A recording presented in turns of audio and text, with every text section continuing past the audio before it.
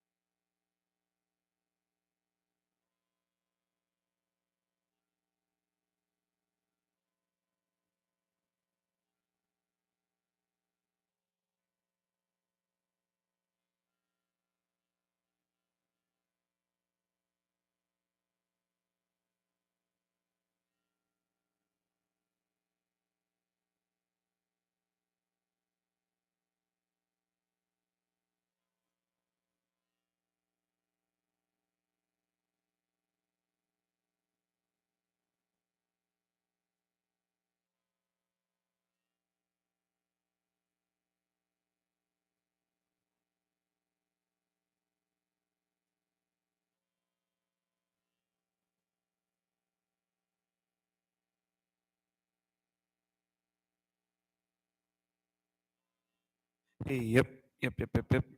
Hey, hey, 1, 2.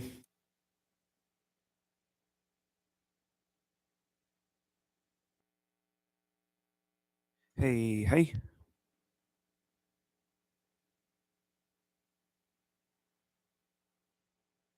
Hey, 1, 2.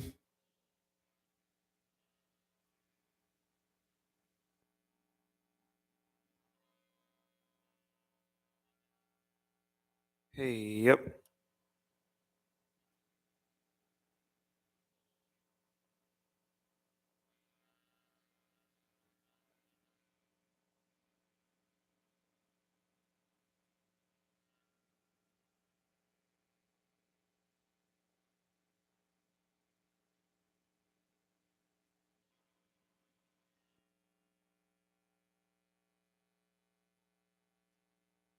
Hey, yep, yep, yep.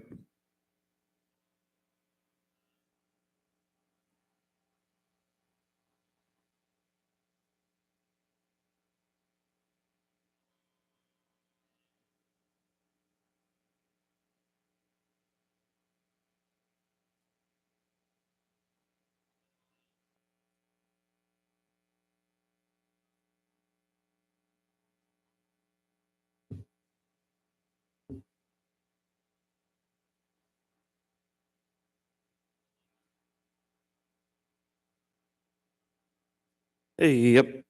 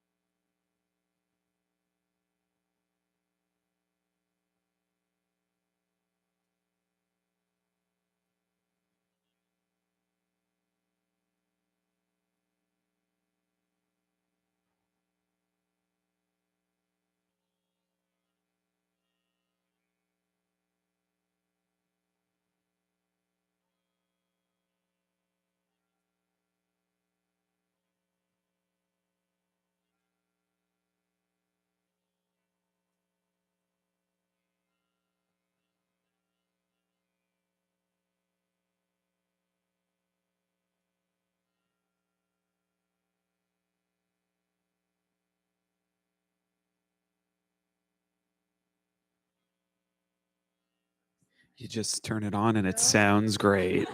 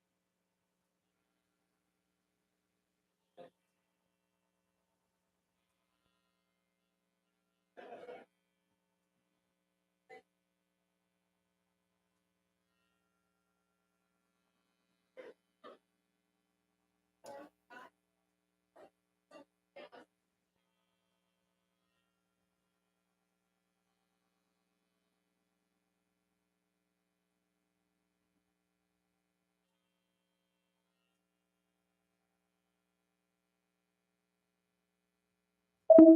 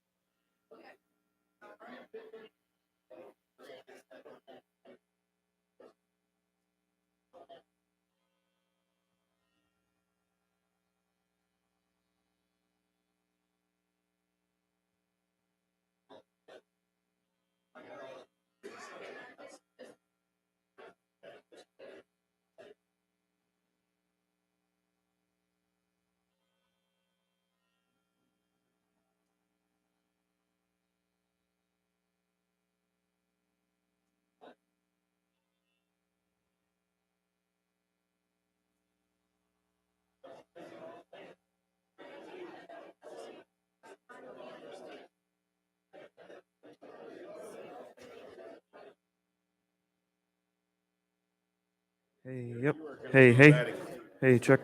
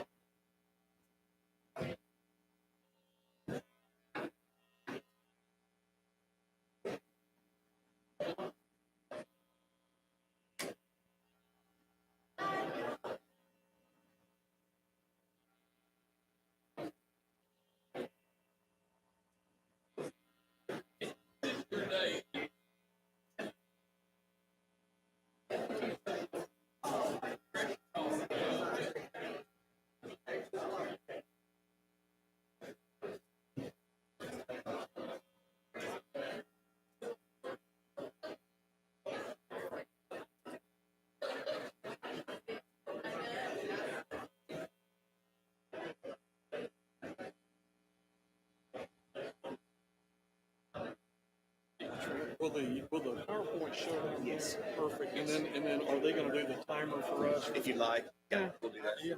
10 minutes is what you come in. And mine may not be that long. Keith, how are you doing? How much are you doing?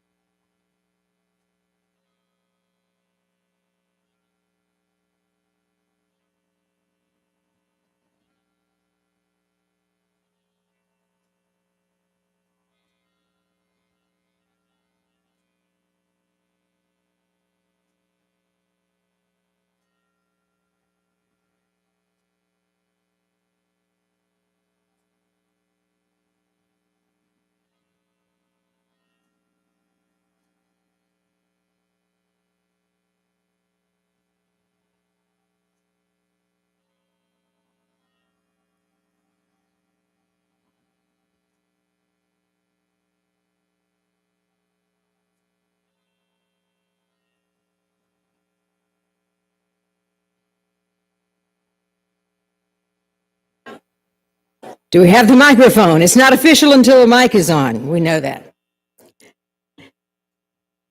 Good morning. It's so good to see everybody's bright, shining, smiling face this morning. How about that entertainment last night? Daly and Vincent, huh? That was some fine entertainment. We're about to get started today with a couple of drawings. Now that everybody's here, we're going to draw for two $100 cash prizes. Of course, you know the rules. You got to be in the room to be eligible, right?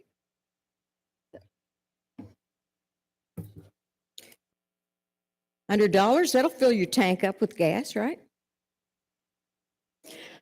Okay, Charlie Hancock, Cumberland Electric.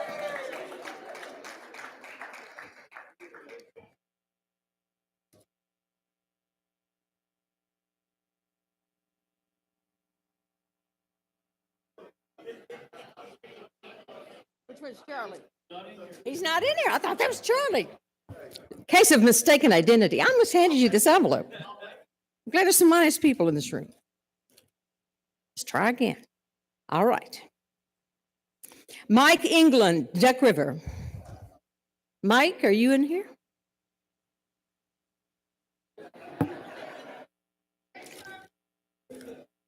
Are you Mike England? You're Charlie. Too late. I got to draw again. Sorry, Charlie. I just like that. Hal Bone, Middle Tennessee Electric.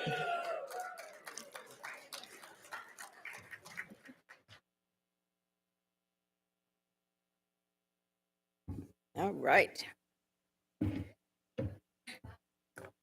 All right, let me remind you to download the TECA app for a detailed agenda for this and other TECA meetings, as well as a directory of co-ops and the latest news.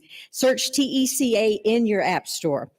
As you all know, Christmas is right around the corner, and if you're looking for some unique Tennessee-inspired gifts, look no further than the Tennessee Magazine's online store. From Barnes of Tennessee books to subscriptions to beautiful calendars, there's plenty to choose from. And you can get 10% off using the code Co-ops Connect. Co-ops Connect. Visit tnmagazine.org/shop to get started. The energy industry is rapidly evolving. In the next few years, technology will have a tremendous impact on our communities and co-ops. TECA's David Callis is here to lead a discussion about 4 macro trends that are likely to impact your co-op in the coming year. Today's panelists are Andrea Brackett, Chief Information and Security Officer and Vice President Cybersecurity for TVA.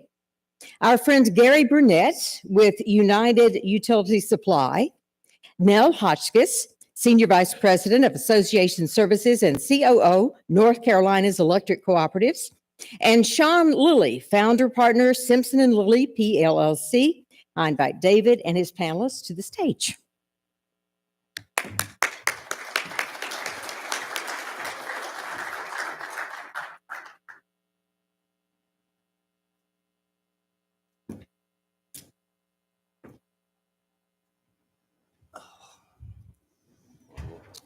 Good morning. I think you're going to enjoy hearing what they have to say. You might not like some of it because it will cost you a little bit of sleep when you go to bed tonight. Not me, I don't have to worry about it, but you guys do. But fantastic group of people. I have worked with Nell closely over the years. Gary was already an elder statesman when I first met him as an intern when I was at Tri-County, and he's technically a Tennessean, even though he's worked at UUS for a number of years. We're gonna go in. Nell is gonna kick off, and then we're going with Mr. Lilly, who is gonna probably give you some things to be concerned about in the labor market. And then Andrea Brackett, I've heard before, she's gonna talk about the cybersecurity issue.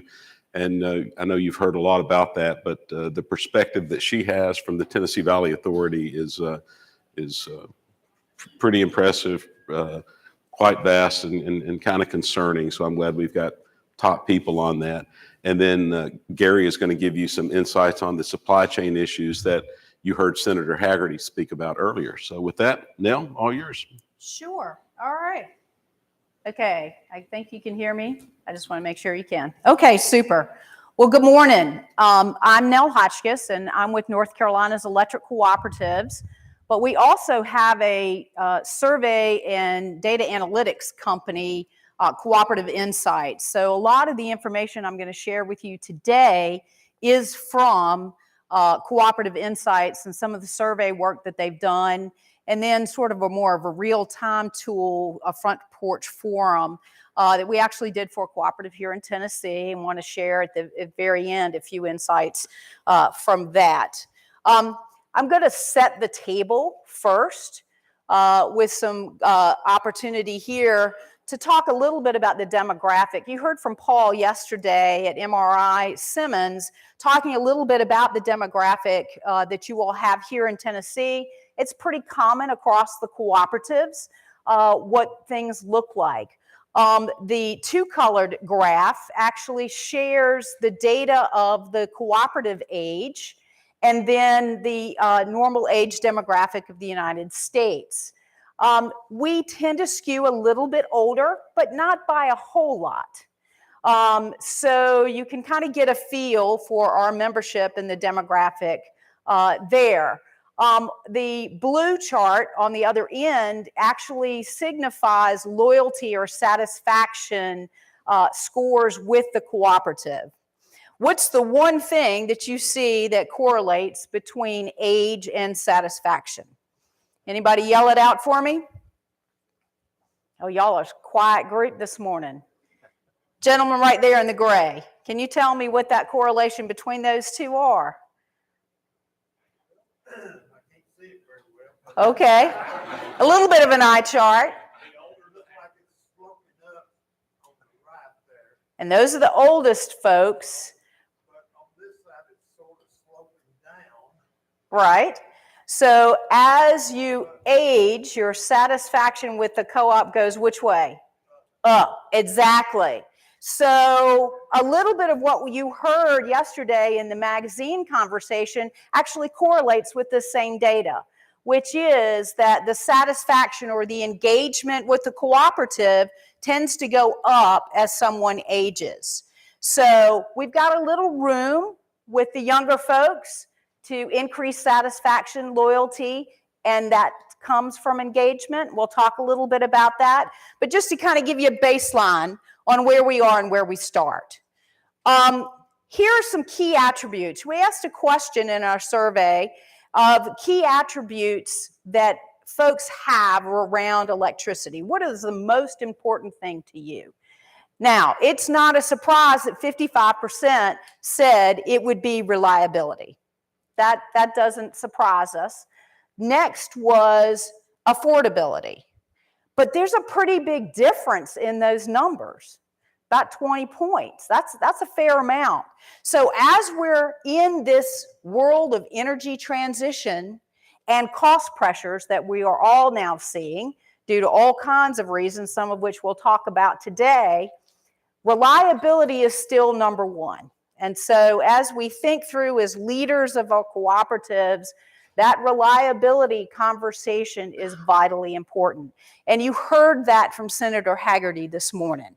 Reliability is key, whether that's domestic or foreign. It's really important. It's part of our national security. The last is sustainability. Now, politically and policy-wise, it's been going on now for quite some time about sustainability. Now, I don't want you to see the 12% and think people don't care about it. They actually do. But in an attribute of most important, sustainability came in pretty far back because people don't want sustainability at the cost of a much higher cost or as a cost of reliability. They want to make sure that they get those first things. And so we have a narrow pathway in some ways to make decisions and ensuring that we have reliability and affordability, but we're also managing that sustainability conversation. So that gives you some thought about where cooperative members are. And this was actually a survey of 6 co-ops that we did off to the side that had an interest in these particular issues. So wanted to make sure you had context for that. So what's most important now? This is out of 20,000 interviews and web interviews. And it's from the survey for the cooperative difference that we actually do on behalf of Touchstone Energy that Cooperative Insights does every year. This should not be a surprise to you all as directors for your cooperative or trustees. I'm not sure each state calls them something different, but reliable service and outage restoration, key for any utility, distribution utility in the country, and that's not any different for an electric cooperative. But the key thing that comes out of this slide is what's next? Good value. And the goal of lowest cost. And that's going to be an important distinction to talk about. Affordability is, reliability, affordability, safety, those have all been sort of in our vernacular for a really long time.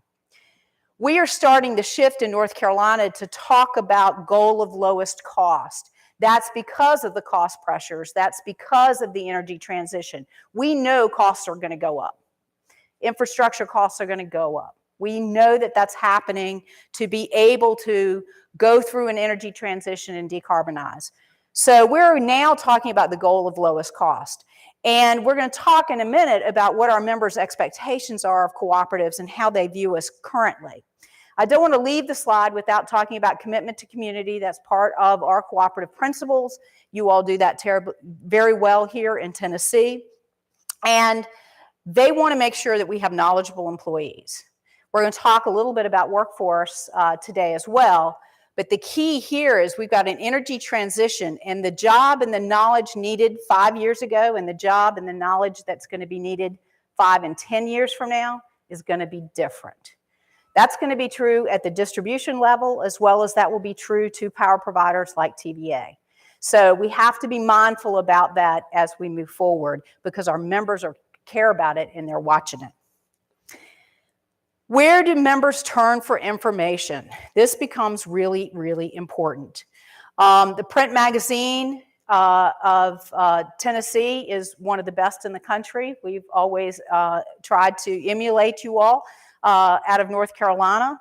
And so that's a key component in long form, as we call it in the industry, for print to be able to explain. There's kind of a process in talking to cooperative members. Awareness, then education, then engagement. And the magazine is part of that communications palette as well as other channels. And on managing energy costs, the good news is that members do turn to their cooperative. And as we are experiencing inflation today, that's huge. And we need to be sure to continue to feed that beast on managing energy costs and communicate that a lot right now to our members at the end of the line. The next, though, is the internet. Now, that can be a deep hole, and we know there can be a lot of misinformation on the internet. So we need to make sure that we're staying ahead and communicating to our members that we are a resource as cooperatives in managing energy use, especially as we see cost increases continue. Renewable energy, that's certainly part of the portfolio and the vernacular in today's conversation. Right now, member consumers across the country of cooperatives go to the internet. That's a problem. We at least see it as a problem in North Carolina. So we're going to try to flip that and have them want to go to the cooperative first. Why would we do that? Not all of our cooperatives are terribly excited about renewable energy. I'll say that in this room. But they want to get ahead in that conversation with their member. And the reason why they want to do that is so they can manage that conversation and manage the risks that come along with it, whether that's a risk to the cooperative or a risk to the consumer that's asking the questions. There's a lot of solar folks out there trying to get solar on folks' roofs. That might be the right decision for that member, or it may not be, or that may be a not a scrupulous dealer, or it could be. And so instead of us trying to fight that battle, what we'd rather have is a member contact us about solar and then have us help them navigate through that conversation, and whether that's really the right answer for them or whether the cooperative has other tools that will help them. Because why do people want solar? Well, a lot of times it's really three things that we found in the data. They either want to be able to manage their energy costs and they think it's free. Now, they may be paying $30,000 for a solar system on their roof, but it's still free. That's always been an interesting concept to me. The other thing is that there's a sense of energy independence. Now, y'all got a streak of that in Tennessee for sure. We have it in North Carolina. People want to feel like they're not beholden to their utility in many cases.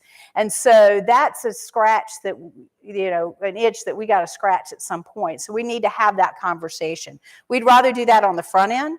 We had Randolph EMC in North Carolina, our most conservative county in the state. We went and did some data analytics for them and found out that they had more rogue solar systems than they could possibly imagine on their system. They didn't even know they were there until we did the data analytics on the meter data. So it's not a political thing necessarily. Those folks were driven by a sense of energy independence. They wanted to be able to manage their energy use. So we need to kind of shift that conversation a little bit, and that would be one of the insights that I would want to leave with you on that. The other thing is we asked, how innovative is your cooperative? You all just heard that word with Senator Hagerty just a little bit ago, talking about how innovative the United States is? Well, quite honestly, in my view, cooperatives are incredibly innovative. We've always had to be innovative since our inception because we always do more with little, more with a lot less than other folks do. So you have to be innovative to do that well. So we have that streak already in us. We just need to make sure we get out of our own way and we can continue to be innovative as we manage through this energy transition and manage through the cost conversation. So what's a key element of that is going to be value.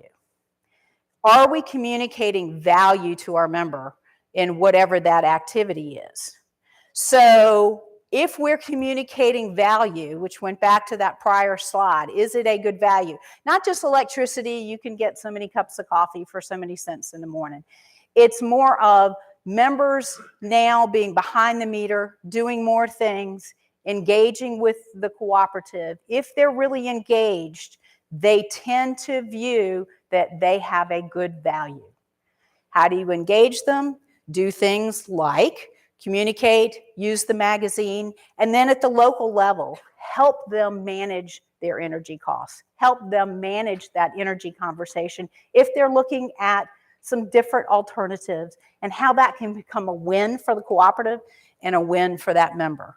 That's when all of a sudden engagement goes up, satisfaction goes up. So when we have the headwinds that we know we're going to have, and Jeff Lyash talked a lot about that yesterday, we can manage that a lot better without so much disruption at the cooperative or dissatisfaction or rumbling among the members. So it's kind of a win-win to think about it differently. We also asked about EVs. Now, a couple of years ago, that was just at 13%.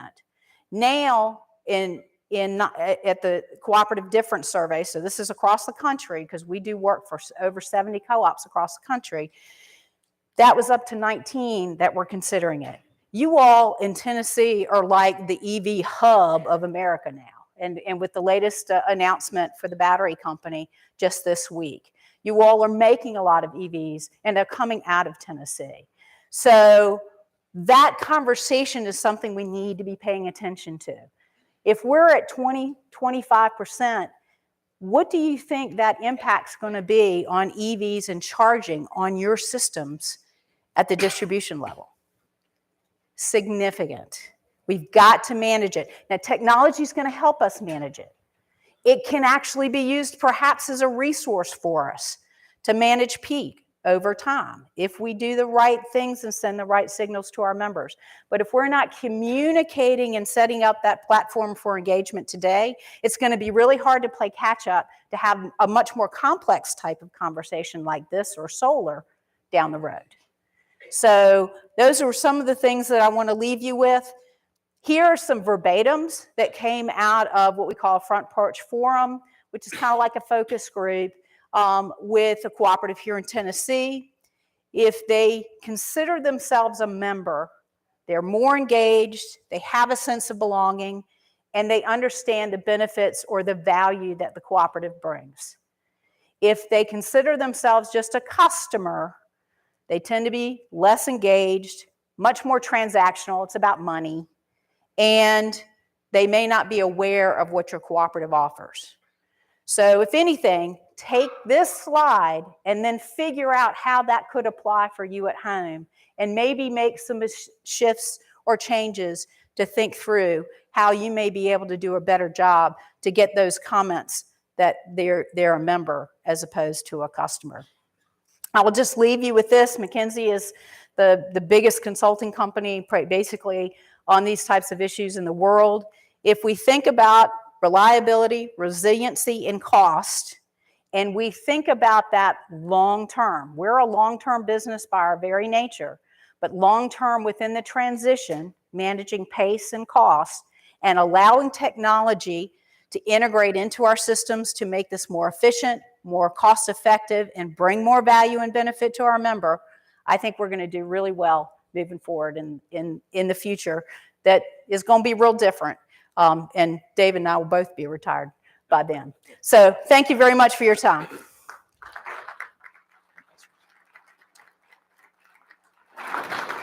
Now, one question. When I first saw your presentation, I was frankly surprised at that 1 in 5 of our co-op members are considering purchasing an electric vehicle for their next car.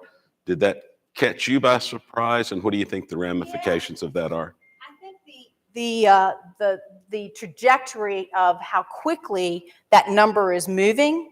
I think we need to be careful, just like Jeff mentioned yesterday, to establish what really is a trend.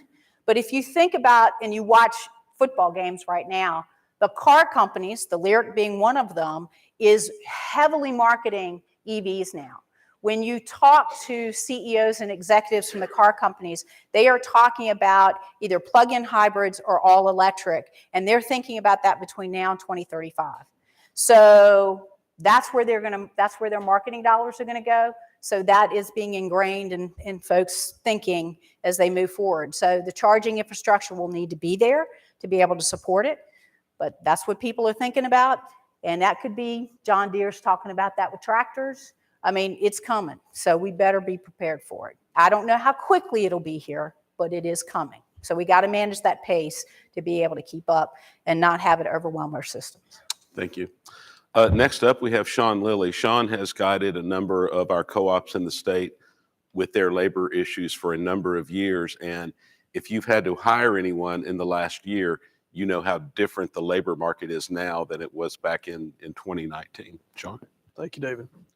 Appreciate being here with you. Thank you for the opportunity. As David mentioned, my topic is overview of labor trends. And this all starts with going back just a little bit in history. And I don't want to create any flashbacks for anyone, but you have to understand what's just occurred to understand where we are now. So 2019, it was a calm before the storm. Everything was just normal. I've been doing labor and employment law in Tennessee for a little over 30 years now, and everything was fine up until 2019. We went up, we went down, we had economic issues, but then the pandemic occurred in 2020, and it has the massive effects it's had in the labor market cannot be underestimated. So you remember some of these things from the pandemic, 14 days to flatten the curve. Wow, that was a gross underestimate, right? Do you remember they went, the first month or two, they were contact tracing. The health department would call you and tell you with your employees, you had to go, if someone had COVID, you had to go find out who they were, who they talked to, who their dog was, who their neighbor was.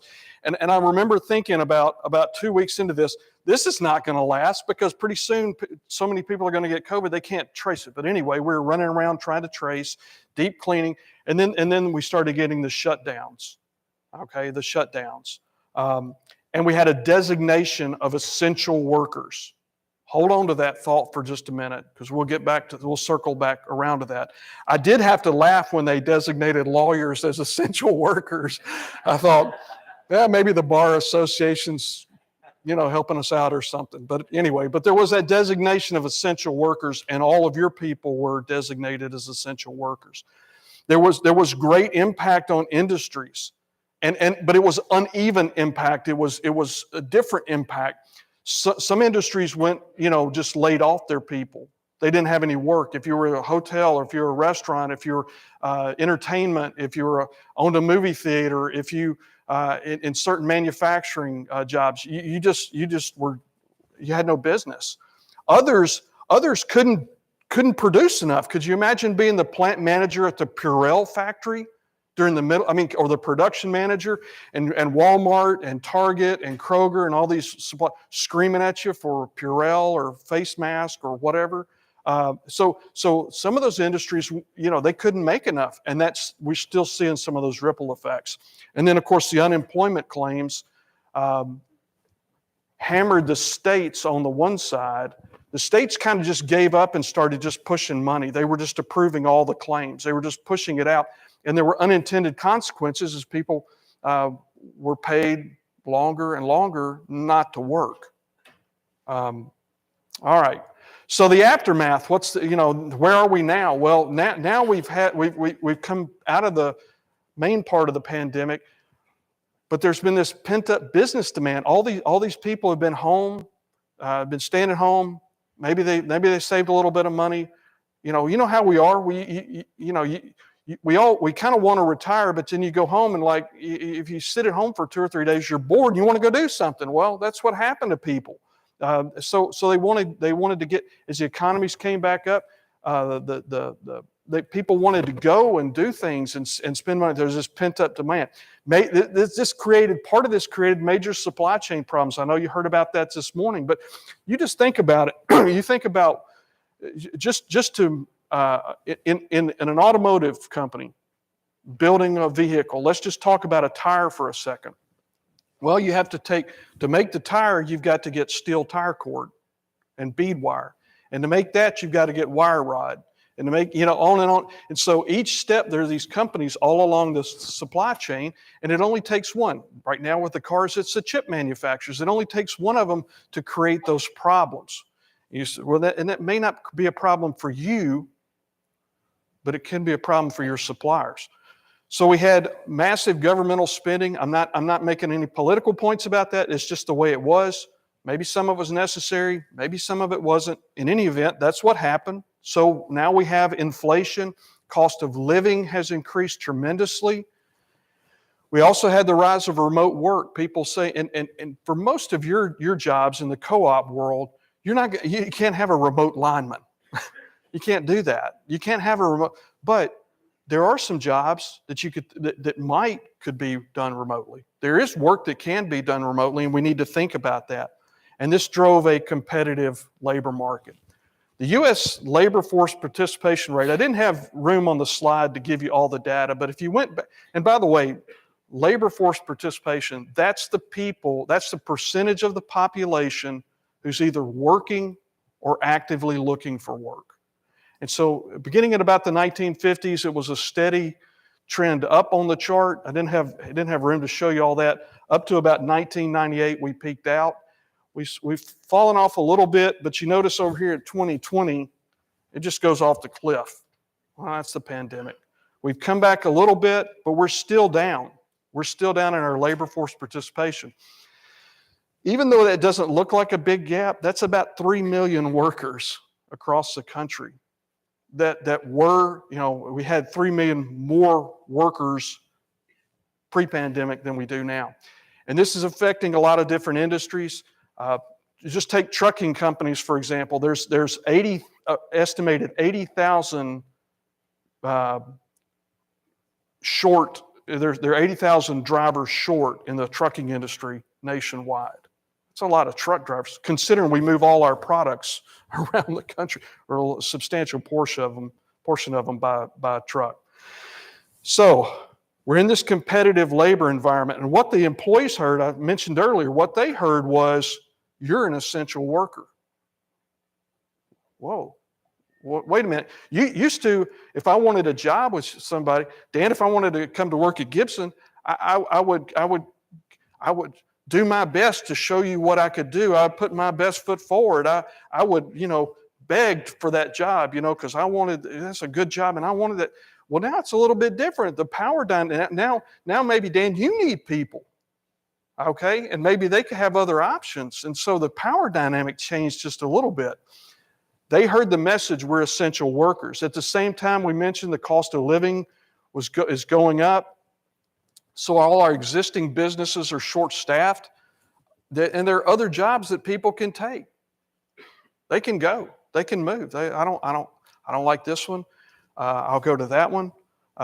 In your industry, particularly like with your line crews, your contractors can hire away your people, and they'll entice them with higher pay. Now it's harder life, maybe not as good of benefits or other things, but they can try to get you're in that competition for labor.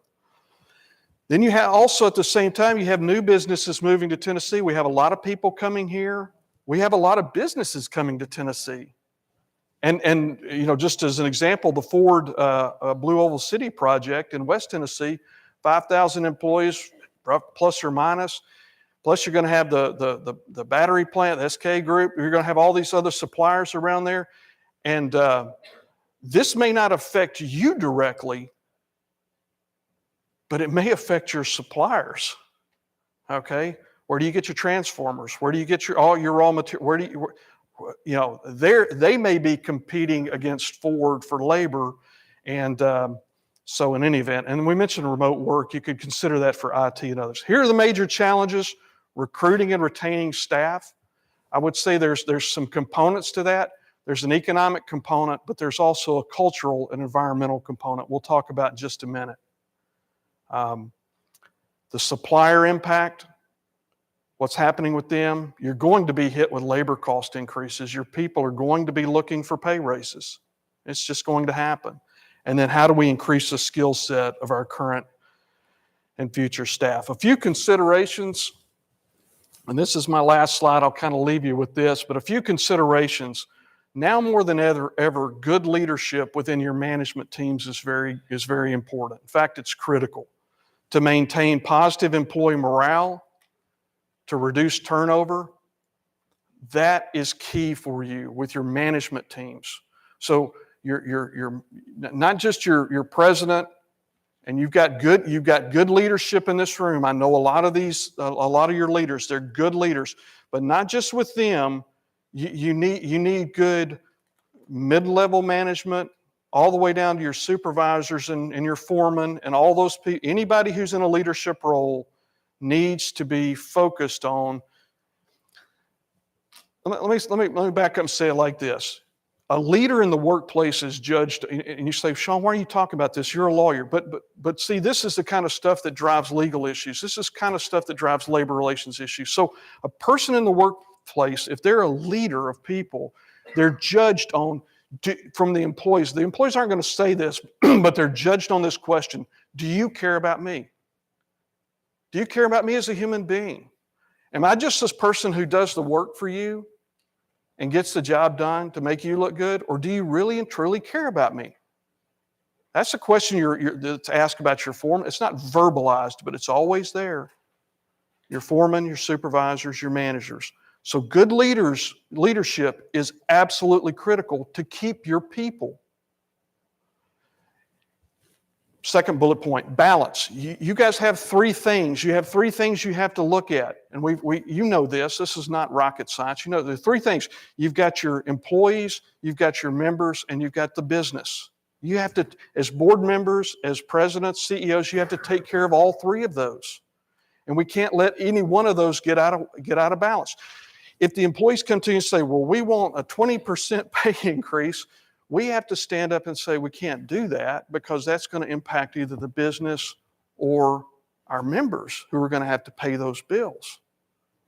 By the same token, we can't go to the employees and say, we're not going to give you anything, because then they're going to quit and leave. And so we have to balance this all out, and we have to be strong in our leadership.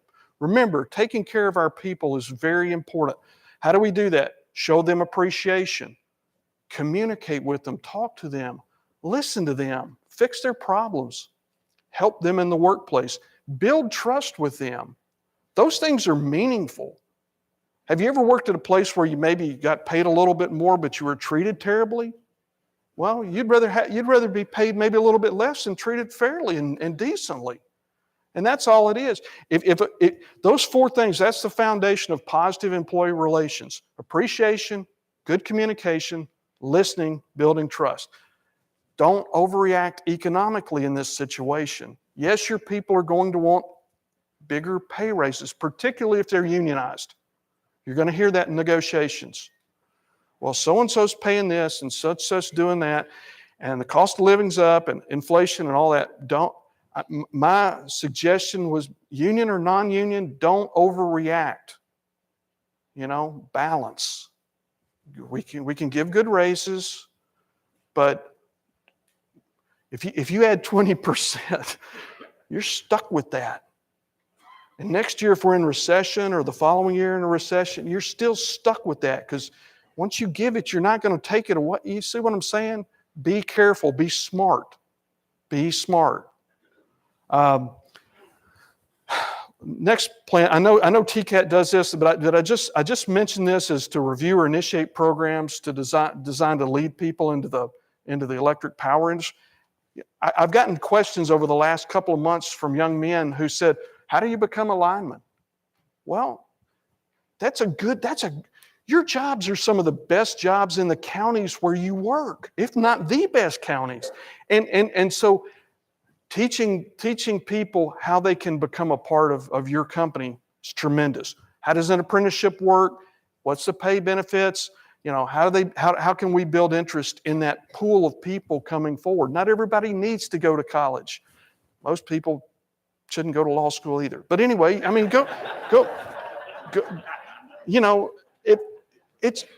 If you're living outside of the big communities, let's say West Tennessee, you're living in West Tennessee, Middle Tennessee, and you're a person working on the line, you're making $35 to $45 an hour, somewhere in that range, with all the overtime you could work. That's a great living. And benefits, that's a tremendous living for people. I know it's a safety sensitive job, it's hard. But anyway, we need to figure out how to build interest with people. And last, take pride in what you're doing. Build pride within your workforces. The job you do is so important. Every time my power goes off, you sit in the dark for, even 30 or 45 minutes or whatever, you get very thankful to God and the power company for providing you power, You are a blessing to our state. You do the work you do is tremendous and it's important. And I think you ought to instill that in your workforces. They ought to be proud. The people that work for you ought to be proud of the work that they do. Okay, that's it.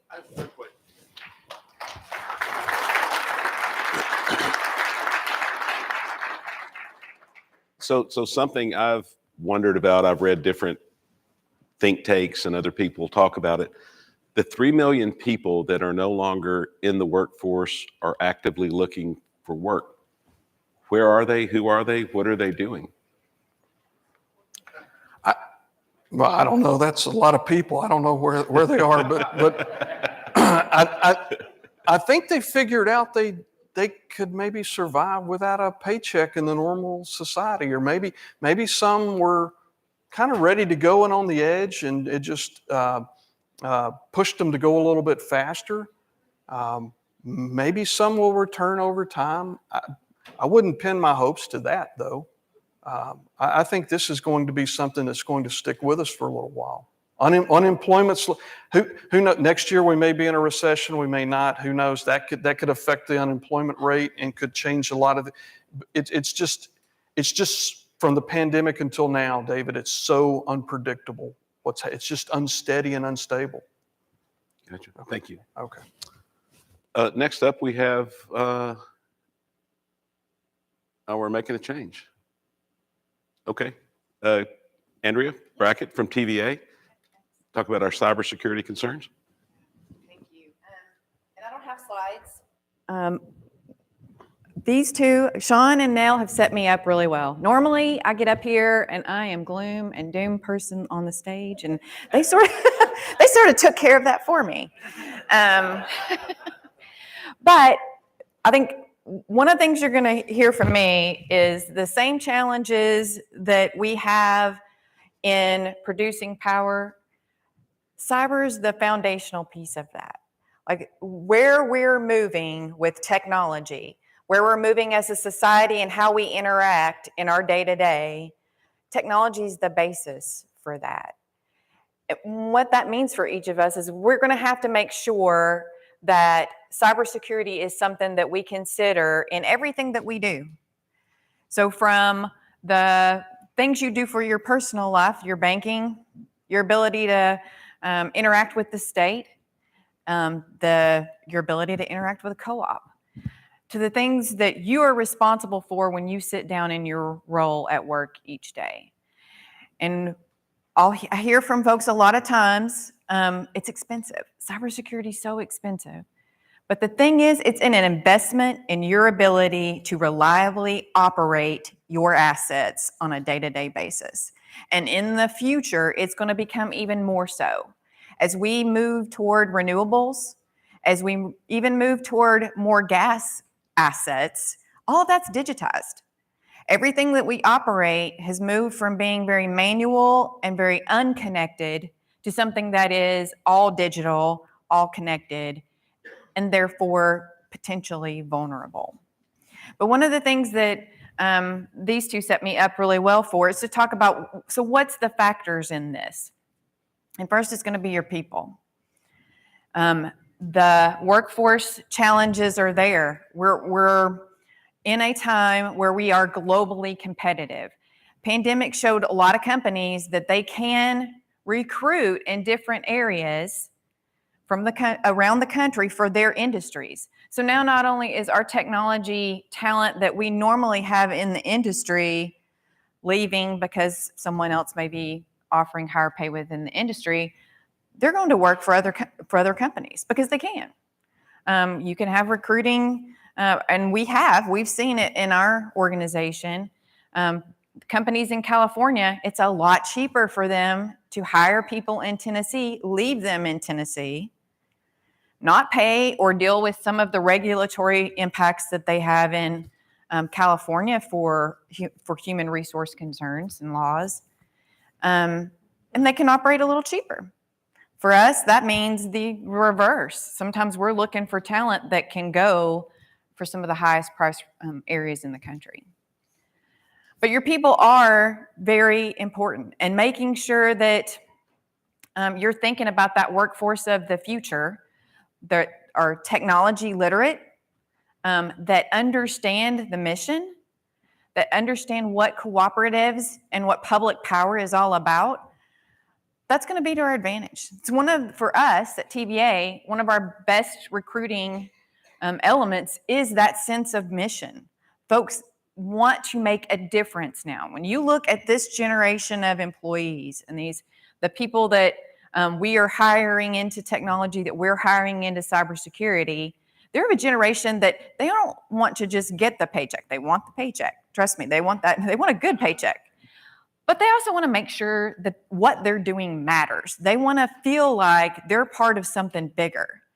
And when you can paint that picture for them and help them understand how what they do every day protects the livelihoods of their families, protects the folks that are, the power that are going to hospitals, so the folks that are in hospitals, making a difference even for some of the biggest industries in the country, and even our federal space, our defense industrial base. That resonates with this generation. So that's really going to be a key part for our ability to recruit, maintain a competitive salary, and not do that 20% increase that would be the competitive with areas like California and other parts of the globe. What other impacts? Cybersecurity is embedded in our supply chains.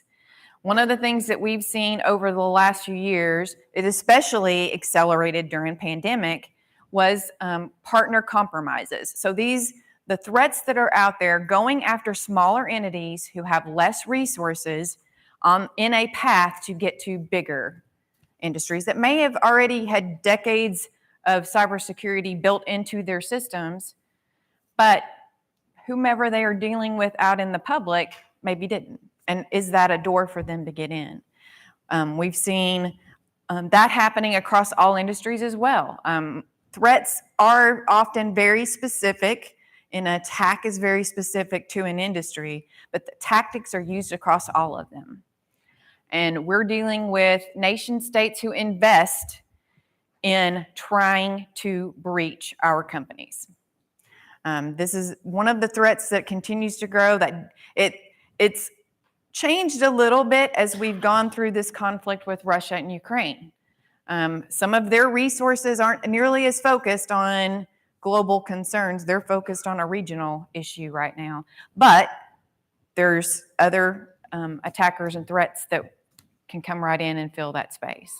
So those third parties, our vendors, our suppliers, not only is it hard for us to get what we need out of them, but if we've had them in a trust relationship for a while, they're also a vector to get to us and potentially breach our systems. So we have to be very careful. One of the things that we do, and it's, I get it, TVA is much bigger, but we take a look at how our vendors implement security within their systems and how we are going to interact with them. It used to be, it's a total trust relationship. we're doing business with you, we're on good terms, you're not going to do anything that hurts us. Well, that's not a factor anymore. We've really got to make sure that the people that we're doing business with are as interested in protecting our information and our employees as we are. And that's tough. We've had to deny vendors because of their inability to do just that. But we've seen companies that have been breached through that vector. So the third thing, we talked about that digital transformation and how we're reliant on the people, the challenges and the doom and the gloom of it. But it's also a promise of where we can go in the future and do things better than we have ever before. So where we have those labor challenges and the workforce cost to us in our bottom line, implementing the technologies and automation that can help us offset that lower level of employee availability is in our best interest. One of the things that we do, I think that the cooperative environment lends it well, is reaching out to each other. In the federal space, as well as the utility space, we engage with companies all of the time to figure out how they're doing their cybersecurity, what they've seen, and help each other understand the threats that are out there. And this is a great environment for that as well.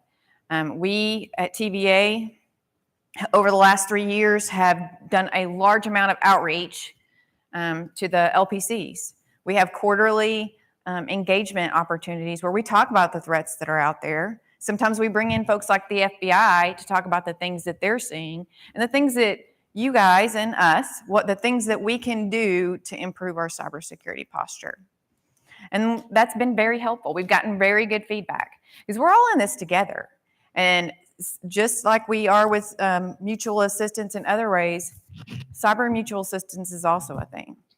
When we go out and talk to the LPCs, we make sure they know what our contact information is, and if they ever want to talk about an issue, we're available to talk about it. And we spend a lot of time doing that. We talked about the workforce again. The other outreach thing that we do is that STEM development. So this October is always Cybersecurity Awareness Month, has been for probably over a decade now.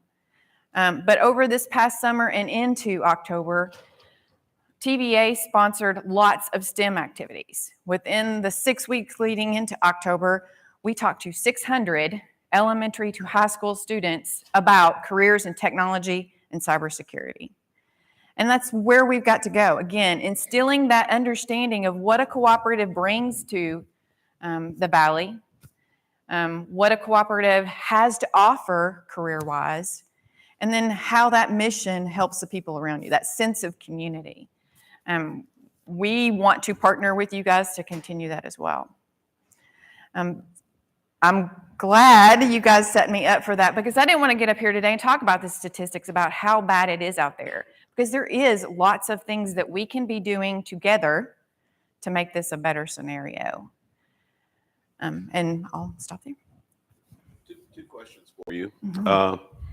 Ballpark, how many intrusion attempts does TVA SWAT back at every day, both in terms of your office locations and your utility plants?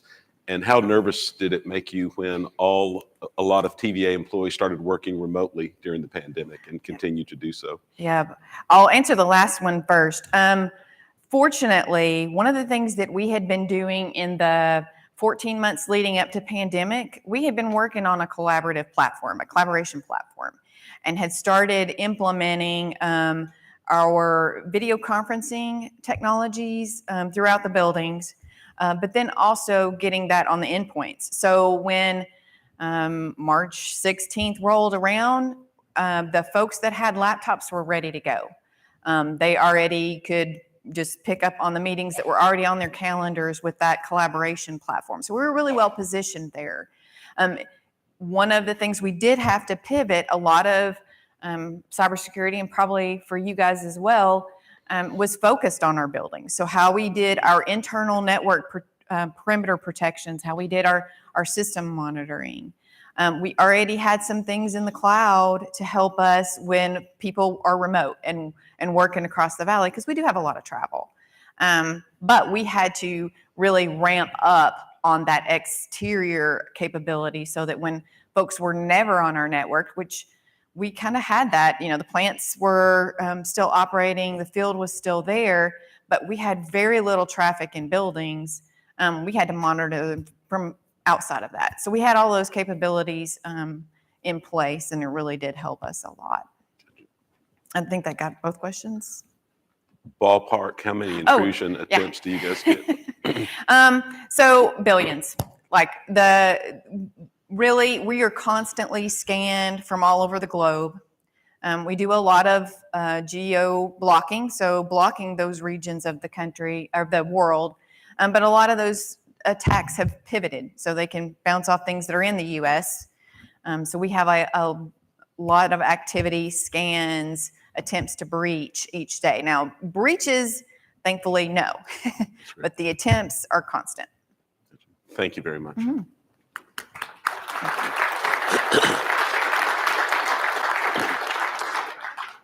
Next up is Gary Burnett. He's going to tell you that he solved all the problems. Transformers are on trucks right now heading to you.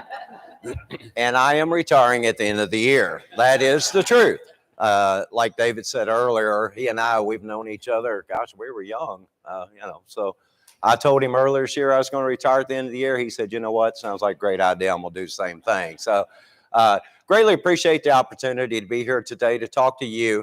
The member cooperatives, United Utility Supply Cooperative, is a cooperative supplier that supplies to the cooperatives in 17 states. We're member-owned and member-controlled.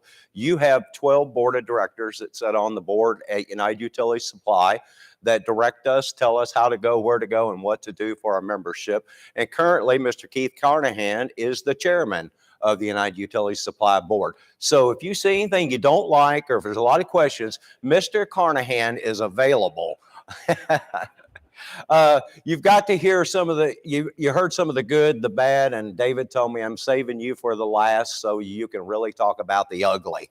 What I'm going to do is I'm going to talk to you about what's going on in the supply chain world.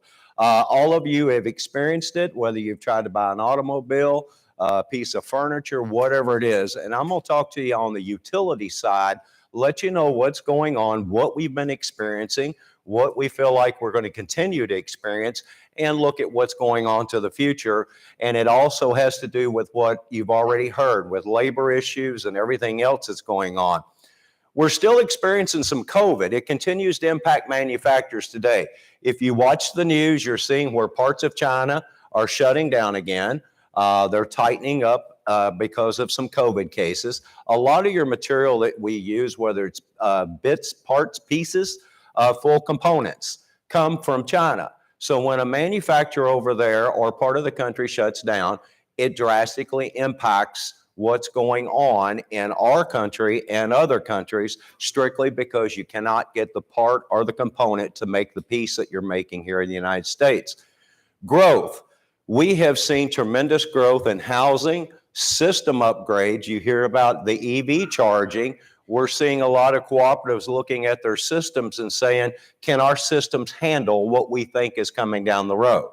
So they're having to upgrade systems. Fiber projects. All of you, I think, are involved in fiber. We're seeing fiber across the nation.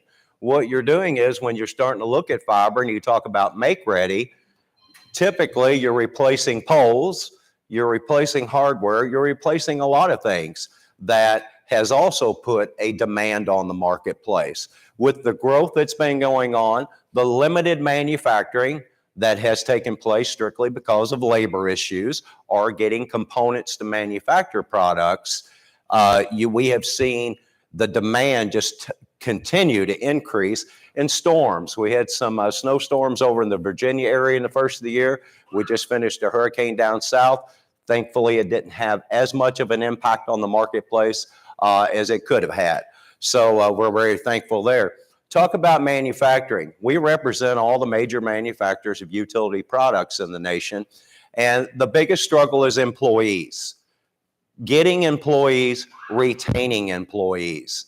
Our CEO, Chris Perry, is on a team called Tiger Team, working with other manufacturers, working with the Department of Energy and talking with the Senate and Congress and saying, we need to incentivize. What can we do to help these organizations, these manufacturers, maintain and incentivize their employees to work, to stay at work? The biggest issue that most manufacturers are having is just getting the bodies there. And once they get them, after a week or so, they're like, I really don't like this working at 8 o'clock in the morning and have to work 8 hours, and you want me to do this 5 days a week. I think I'm gonna go back home. So like it was asked earlier, where'd all the people go? I travel in all the 17 states that we serve. And I can tell you, I don't know what happened. Prior to COVID, you saw a lot of people. Now you're lucky to find people. I don't know where they went. They must be hiding somewhere, because I ain't found them either. And we're struggling too to get employees, truck drivers, as was mentioned before. We're trying to hire a couple of truck drivers in our northern territory. And it's almost impossible to find truck drivers that are qualified and really that you would like to have in your truck carrying your equipment, visiting your members. So it is a struggle. Talk about manufacturing slots, and I'll go into some of that here in just a minute. Almost every major manufacturer in the country, especially transformers, have put all distributors on manufacturing allocation, manufacturing slots. So I get an X amount of transformers that they're going to manufacture for United Utility Supply for you, the member. And out of that, I have to put in those slots what I want and who I want it for, as far as what part am I serving. So I may get 2 truckloads of transformers in the Kentucky facility today to bring to you. We're actually divvying those out. You might order 100 transformers. I may get 100 transformers in, but all of you together have ordered. I'm giving 2 and 3 transformers to everybody. I'm keeping a constant flow coming the best that we possibly can. But with limited allocation from all manufacturers, and I'll show you some lead times here in a minute on your major utility products that you as the cooperative use to keep service on and to build more and more what's going on. We'll talk a little bit about raw material pricing. Actually, aluminum copper is lower now than it was in summer. It was approaching $4, $5 on copper. Aluminum was way over $2 and climbing, but now they're both down about where they were prior to even COVID. They're actually low, but it's not just the commodity of aluminum and copper that is driving, and you'll see that in some of these slides. It's other components, resins, other material that makes up that material. Talk a little bit about the effects, what's been going on, how it's affecting the utility marketplace. Transformer manufacturing right now. I know of a manufacturer, will not mention their name, I was with them in Virginia 3 weeks ago. They actually said their pole production is at 2 years, pad mounts are at 4 years. They're not accepting any orders from anybody under any circumstances until they can get this straightened out in the next 2 to 5 years. Other manufacturer told me just last week, published it, they're 60 weeks on new orders. I have trouble deciding what I'm going to do tomorrow, let alone what I'm going to do a year and a half, 2 years from now. But that's what we're all facing. So what we have done, United Utility Supply, is met with you, the members, your purchasing, engineering, operations people, and we've sat down and said, okay, we need a plan. Here's what you've typically done. What do you think you're going to continue to do? And we're putting those orders in our system to get those allocated slots to assure you, the cooperative, that you've got transformers coming. But if you were to place a new order today with a manufacturer, it could be 60 weeks, anywhere up to 4 years to get that transformer. And in some cases, we have seen in the marketplace, and United Utility Supply being member owned by you, the member, and we will not do this, and I'll show you some numbers here in a minute. We'll not charge you $1 extra except for what the manufacturer has told us their price increase is. I'm seeing transformer prices at 100 to 150% greater than what they are right now, because if you want it, you'll pay for it. That's what I've been told. We're not going to play that game. We're not going to get into that. But anyway, talking about it, since this time last year, we have seen a 40 to 50% price increase on transformers. That's all we've passed on to you, is what has been passed on to us, the manufacturer, not a nickel more. We're hearing anywhere from 15 to 25%, depending on the transformer, price increases starting Q1 of 23. So when you're starting to look now, anything that's going to be delivered after Q1 or in Q1 of 2023 will be anywhere from 15 to 25% higher than what it is now. So unfortunately, that's what's going on. Also, transformers are priced at time of shipment. So even if you ordered them back in June and you get them in this quarter, whatever that price increase has been through the time frame, you're being charged today's quarterly pricing. Also, some manufacturers have also instituted a surcharge on freight, strictly because of fuel. It's a fuel surcharge. And so fortunately, that has not been very much. What's causing this with the transformer situation that we're seeing across the marketplace? Number one is demand. Don't care where you go in the nation, we're seeing a demand that we've never seen before from not just the cooperative marketplace, but investor-owned, municipalities. Everybody's got major things going on. When you talk about the battery plant being put over by the Memphis area, we've got one just outside of Louisville, there in Elizabethtown area that's going on. I just saw where LG said they're going to put something here at Clarksville area. So when you start looking at that, labor, of course, but when you start looking at that, the number one component in EVs, do you know what that is? Same thing you use core steel on transformers, silicon steel. There's only one major manufacturer of silicon steel in the United States. So you can see what's going to happen when that demand.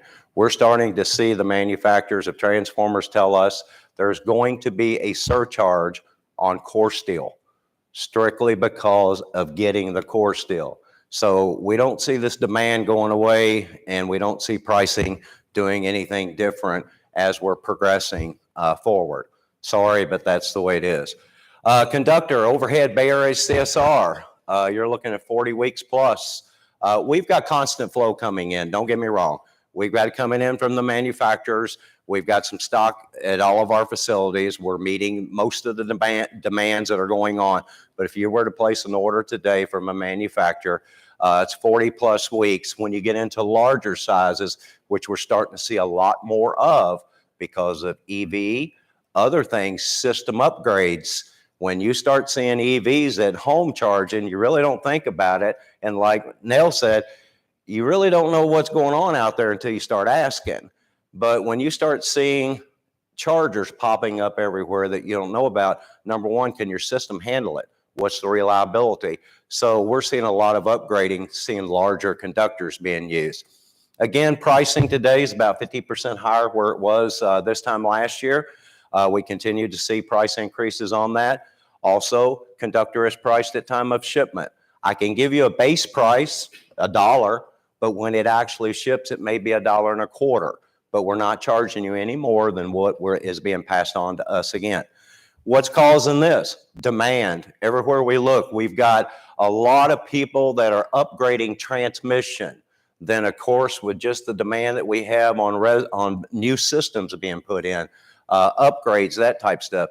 Labor, again, is an issue. Those manufacturers are having trouble finding and retaining employees. They're actually looking at facilities in other states where there is a labor market that they can possibly tap into in order to do some manufacturing there just to get product. One other thing was steel strand on Bay Area CSR.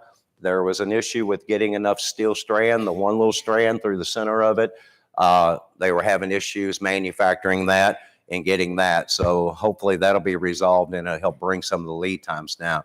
Talk about conductor on the covered conductor. Your primary's underground, your secondary's underground. Basically the same thing. But I will tell you on that primary conductor, a lot of manufacturers are 60 plus weeks right now. So when you're looking at underground primary, if you don't have it, and like I said, we've got a lot coming in with our manufacturers and be able to help you, the members, but you're talking about 60 weeks on some of these projects. So when you're starting to see all these manufacturing facilities being announced at places, I can tell you in all the states I travel in, everywhere there's a major intersection in the roadway, they're putting a distribution center of some sort or like an Amazon, UPS, or a manufacturing type facility. So that demand continues to increase. We have a lot of rural areas that aren't seeing any growth, but for the majority of the co-ops that are around the cities, out in the middle, like I said, a major intersection, we're seeing tremendous growth with those co-ops. Now, with interest rates going up, things happening in the economy, will that slow things down? Don't know. We're starting to see a slowdown in housing market using the reports that we see. So I don't know where that's going to go yet.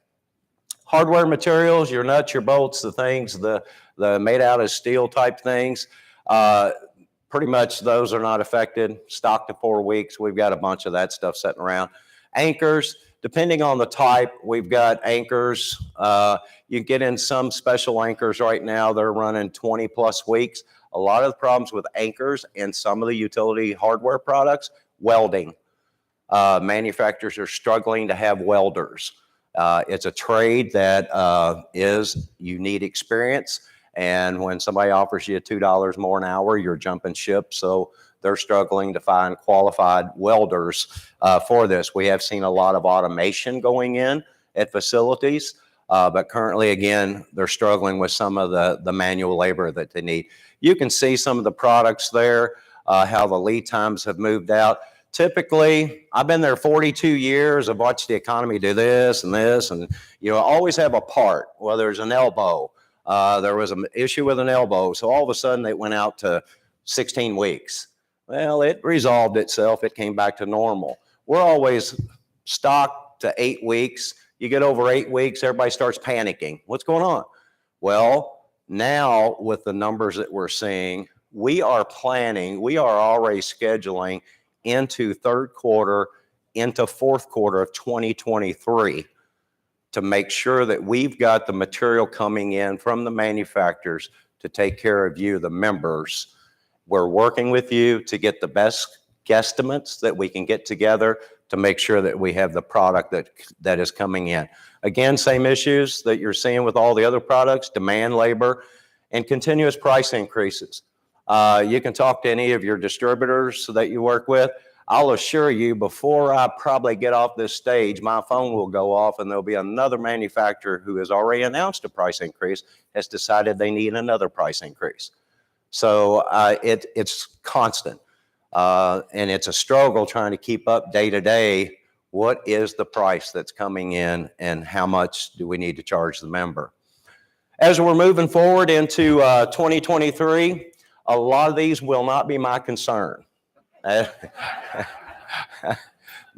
With that being said, no, it is, because I'm going to tell you, I lived in Tri-County lines when I was a kid. I'll admit on stage, if you want to prosecute me, I have shot insulators because I thought those things look pretty neat. Wonder what they are. Well, you hit them with a BB gun just right and they will go. And then when your grandparents don't have electricity for, back in those days when lights went off, 2 or 3 days a week, they're trying to figure out what's going on, and you're trying to figure out how you're not going to tell them don't go up the road. So me and my dog, we shot a few insulators in our day. But moving forward, the concerns that we're looking at, and I know it affects all of you, even from where your bucket trucks, your employees, everything you got going on. Fuel, right now, diesel fuel, it's going crazy in some areas, but other areas it's not. Freight continues to be an issue. Number one, like you said, getting drivers. So companies getting it from point A to point B. We own our own trucks. We move all of our member stuff on our trucks. We have our own drivers. But when you're talking with freight companies, you'd say, I'll give you $1,200, and they jump on it. Now they're telling you, that's $5,000. Take it or leave it. So all of a sudden, you're seeing these freight costs that are continuing to rise strictly from what's going on. Administration, Republican, Democrat, does not matter to me, but as they all get crazy up there in Washington and things start happening, you guys feel it the most with some of the things that take place. Regulations, what's going to change? You got to be prepared for that. And again, what changes? What's going to happen in the marketplace? You see what's going on with the war and with Russia and Ukraine. hasn't affected too much of the market other than some fuel, but as metals go, they were a smaller player in the metals market. But if something major happens somewhere, it drastically affects what happens here. And again, the economy, where's it going to go?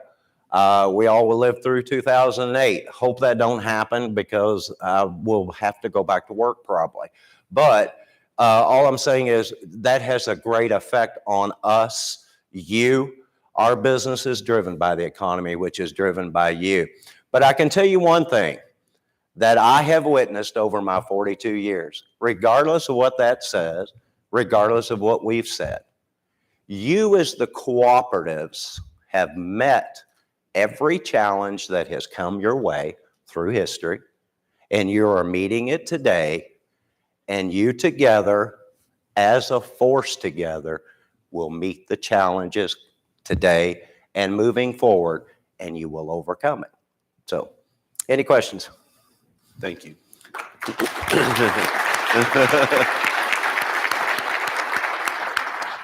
And with that closing, there's no need for me to add anything else. Again, a round of applause for these panelists, and I hope they've helped you today.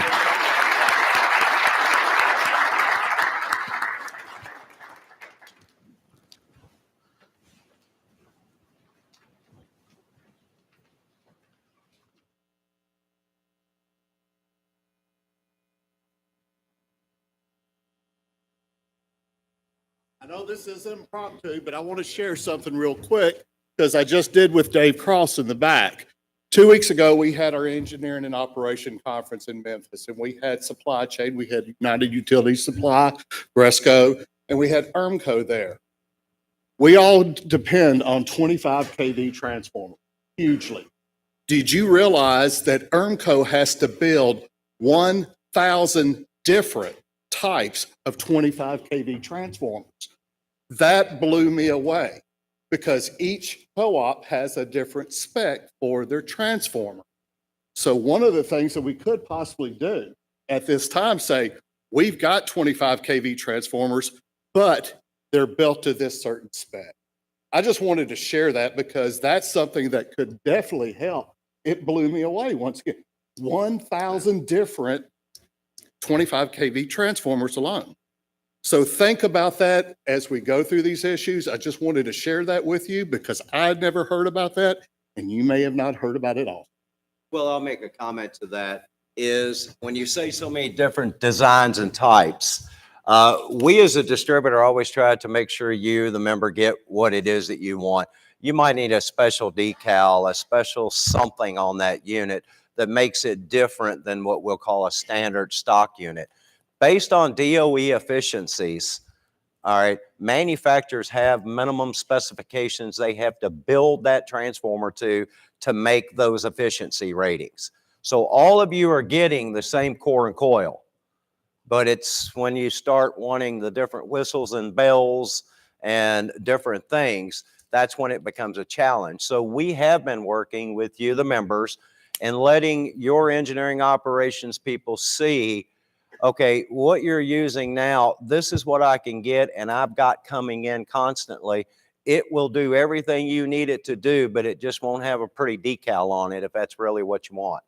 And I'll tell you, the majority of your people have said, I don't care. You get me as long as it energizes to the voltages I have, meets the efficiencies, let's rock and roll. So I applaud your personnel at your cooperatives that have been more than willing to work and make the changes that have needed to be made. And when things get back to some type of normalcy, we'll go back to putting the whistles and the bells wherever they need to be, if that's what we want to continue to do. So thank you.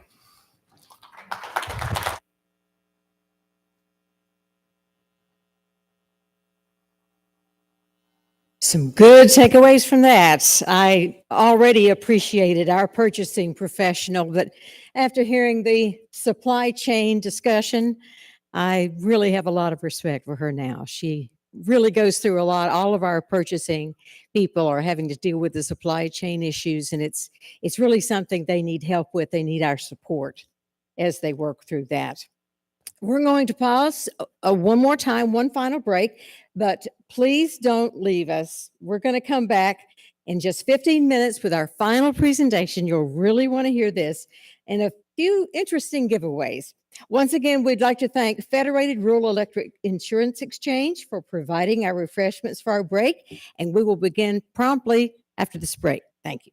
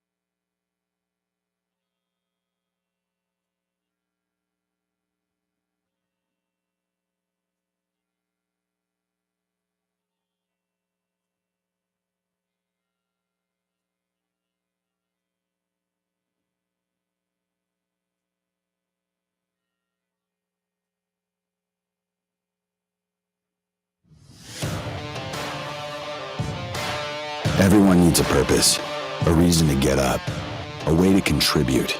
Having a purpose is important, but a shared purpose is more important.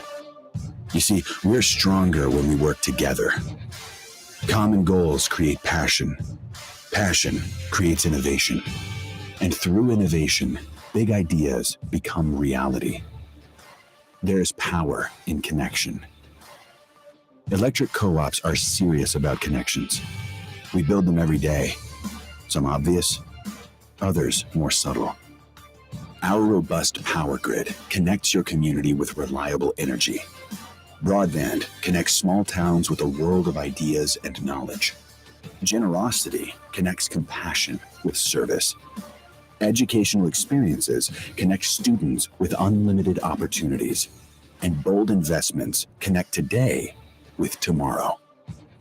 Tennessee's electric co-ops partner with our communities to nurture environments where hard work breeds productivity, where excellence creates pride, and where trust leads to investment. We need connections now more than ever. When we connect, everything changes. And that's why co-ops connect.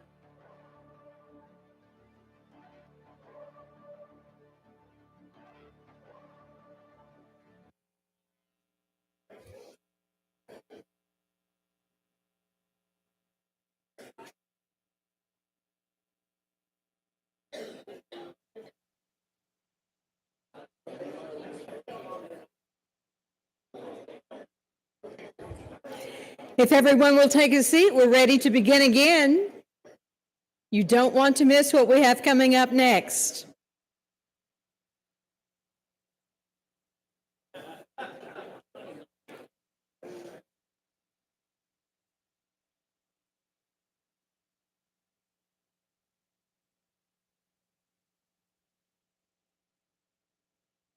Come on in, close the door behind you.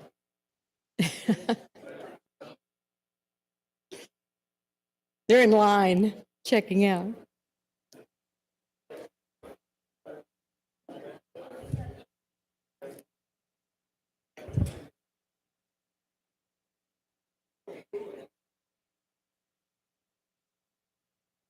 How many Yellowstone fans do we have in here?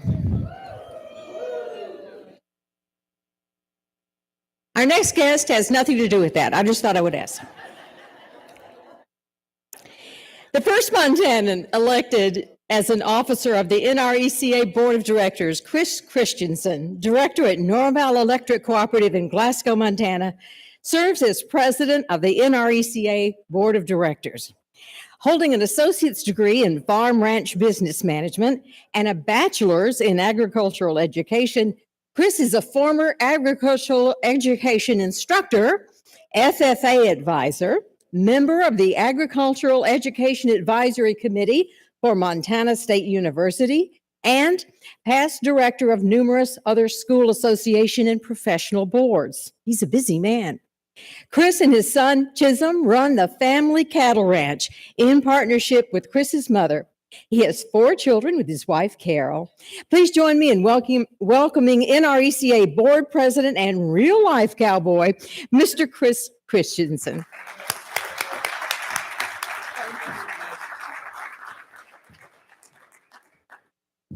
That was a great introduction. Making me sound good isn't easy.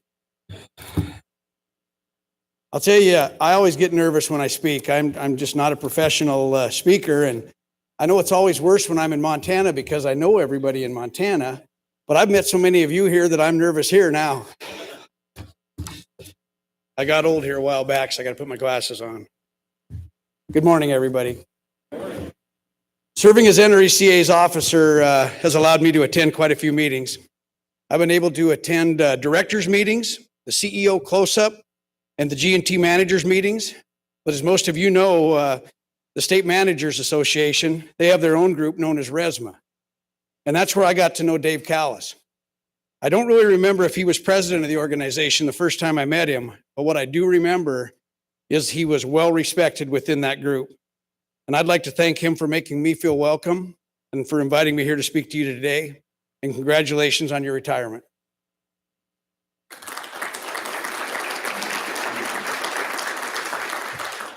You guys honored Robin when I first came in. I can remember I met Robin when I was asked to speak at the National Newsletter Editors Meeting last year in Nashville. Her friend Ryan Hall, who is from Montana, was honored to win first place in the National Magazine cover entry. It just so happens that I was pictured on that cover in silhouette form saddling a horse in the entryway of our barn. And after I spoke, they announced that the entries were judged by an organization in California. And one of the comments offered, and this is the truth, was that the cooperative publications were the only magazines left that would still put ugly people on the cover.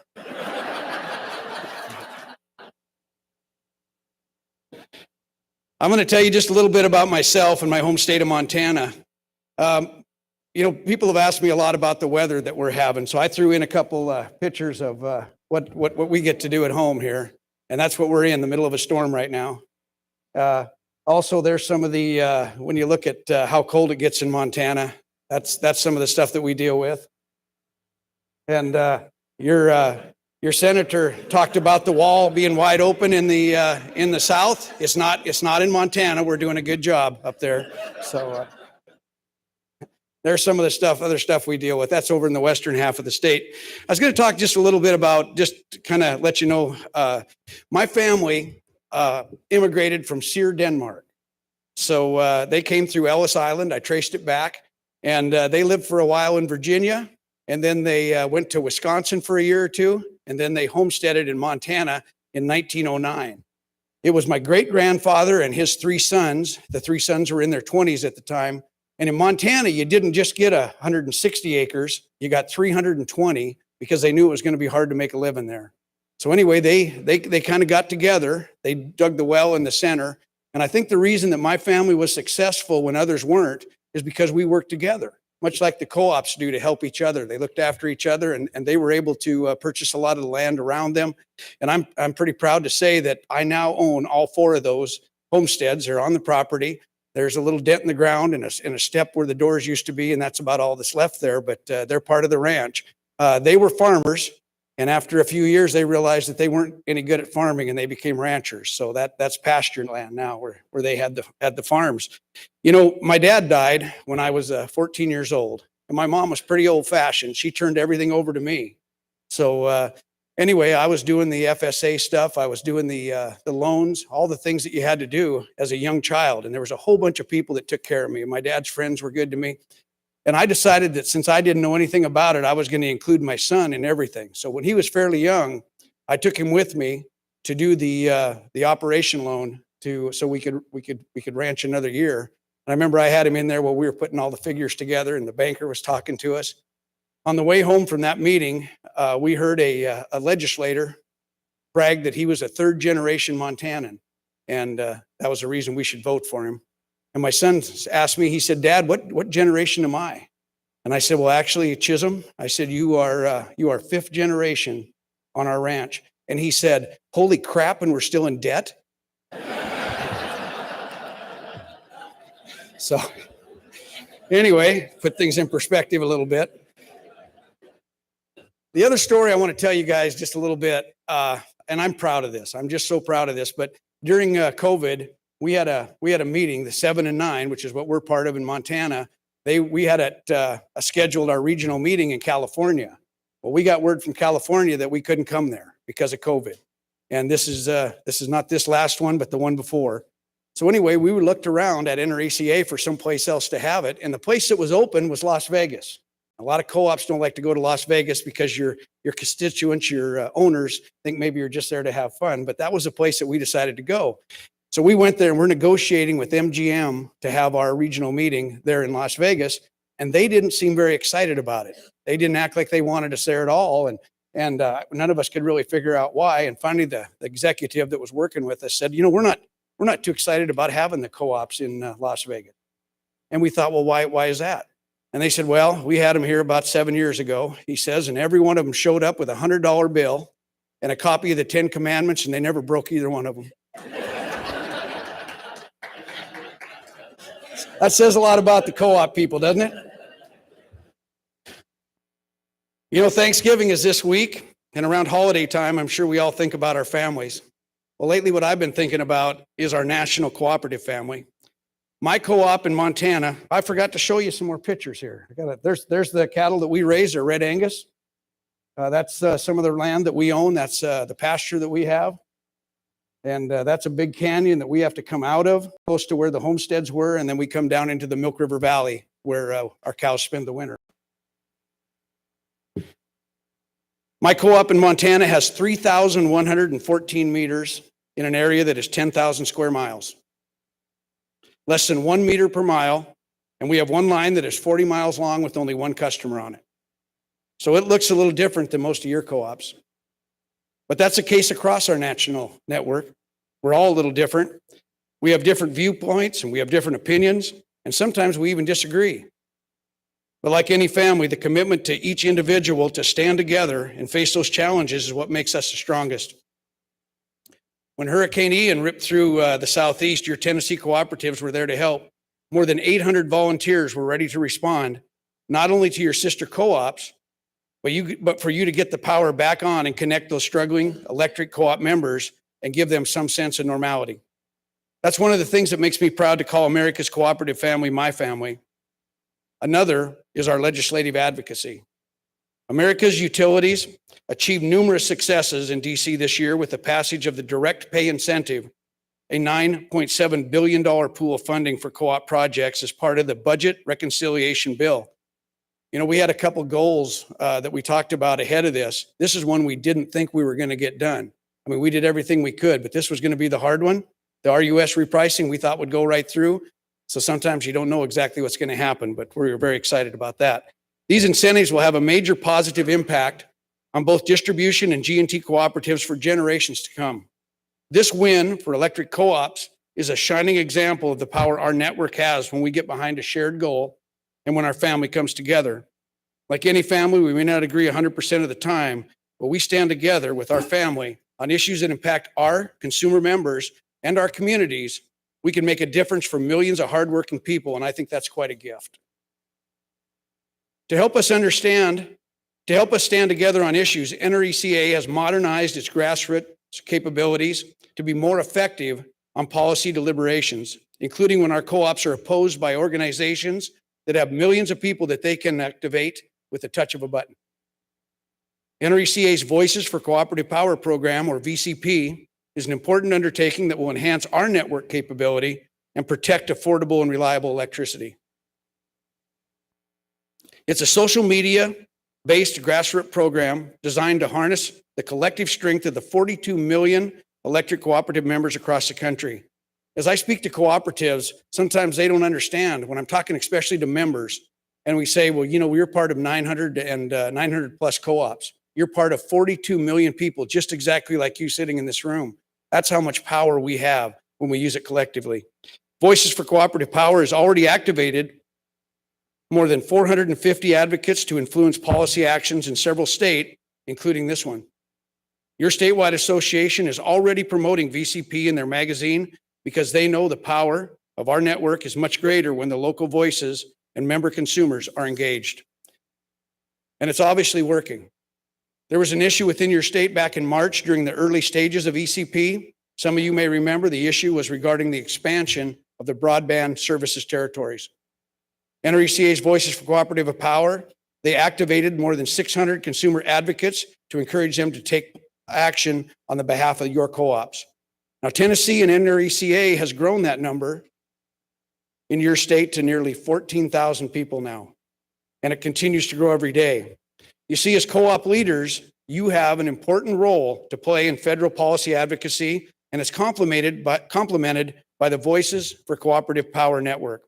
I encourage all of you to leverage your position as co-op leaders to engage your directors, your employees, and your members on policy issues that affect your community, and to participate with NRECA to amplify your voice for the good of co-ops' future generations and the 42 million members across the United States. I can tell you from experience that every voice matters. When I was in college in Williston, North Dakota, getting my two-year degree in farm and ranch business management, one of the teachers said that we needed to write a letter to our congressman, and we needed to talk to them about something we felt passionate about. Now, I couldn't think of anything right away, but finally I remembered something that happened back when I was younger. So I wrote to our then Senator Max Baucus. He was actually I was listening to your senator talk about being in Japan. He was actually in China, ours was. But anyway, I wrote a letter to him and I described a situation where in 1971, my grandfather had died. And we had everything in his name. Everything was in his name. So we had to dig up inheritance tax to pay to get our own place back. My grandma died in 1972, 1 year later, and everything had been transferred to her, and we paid inheritance tax for a second time in 2 years. In 1978, my dad died. Now, we ended up paying inheritance tax for the third time in 7 years, and we had damn near lost our place. So anyway, I wrote to Max Baucus and I told him that story. Nothing happened for a while, but anyway, somehow that letter ended up in the hands of the National Cattlemen's Beef Association, and I got a call from their president, and he said, would you be willing to travel to Washington, D.C. and testify before Congress? And I was in my early 20s. I said, yeah, I guess so.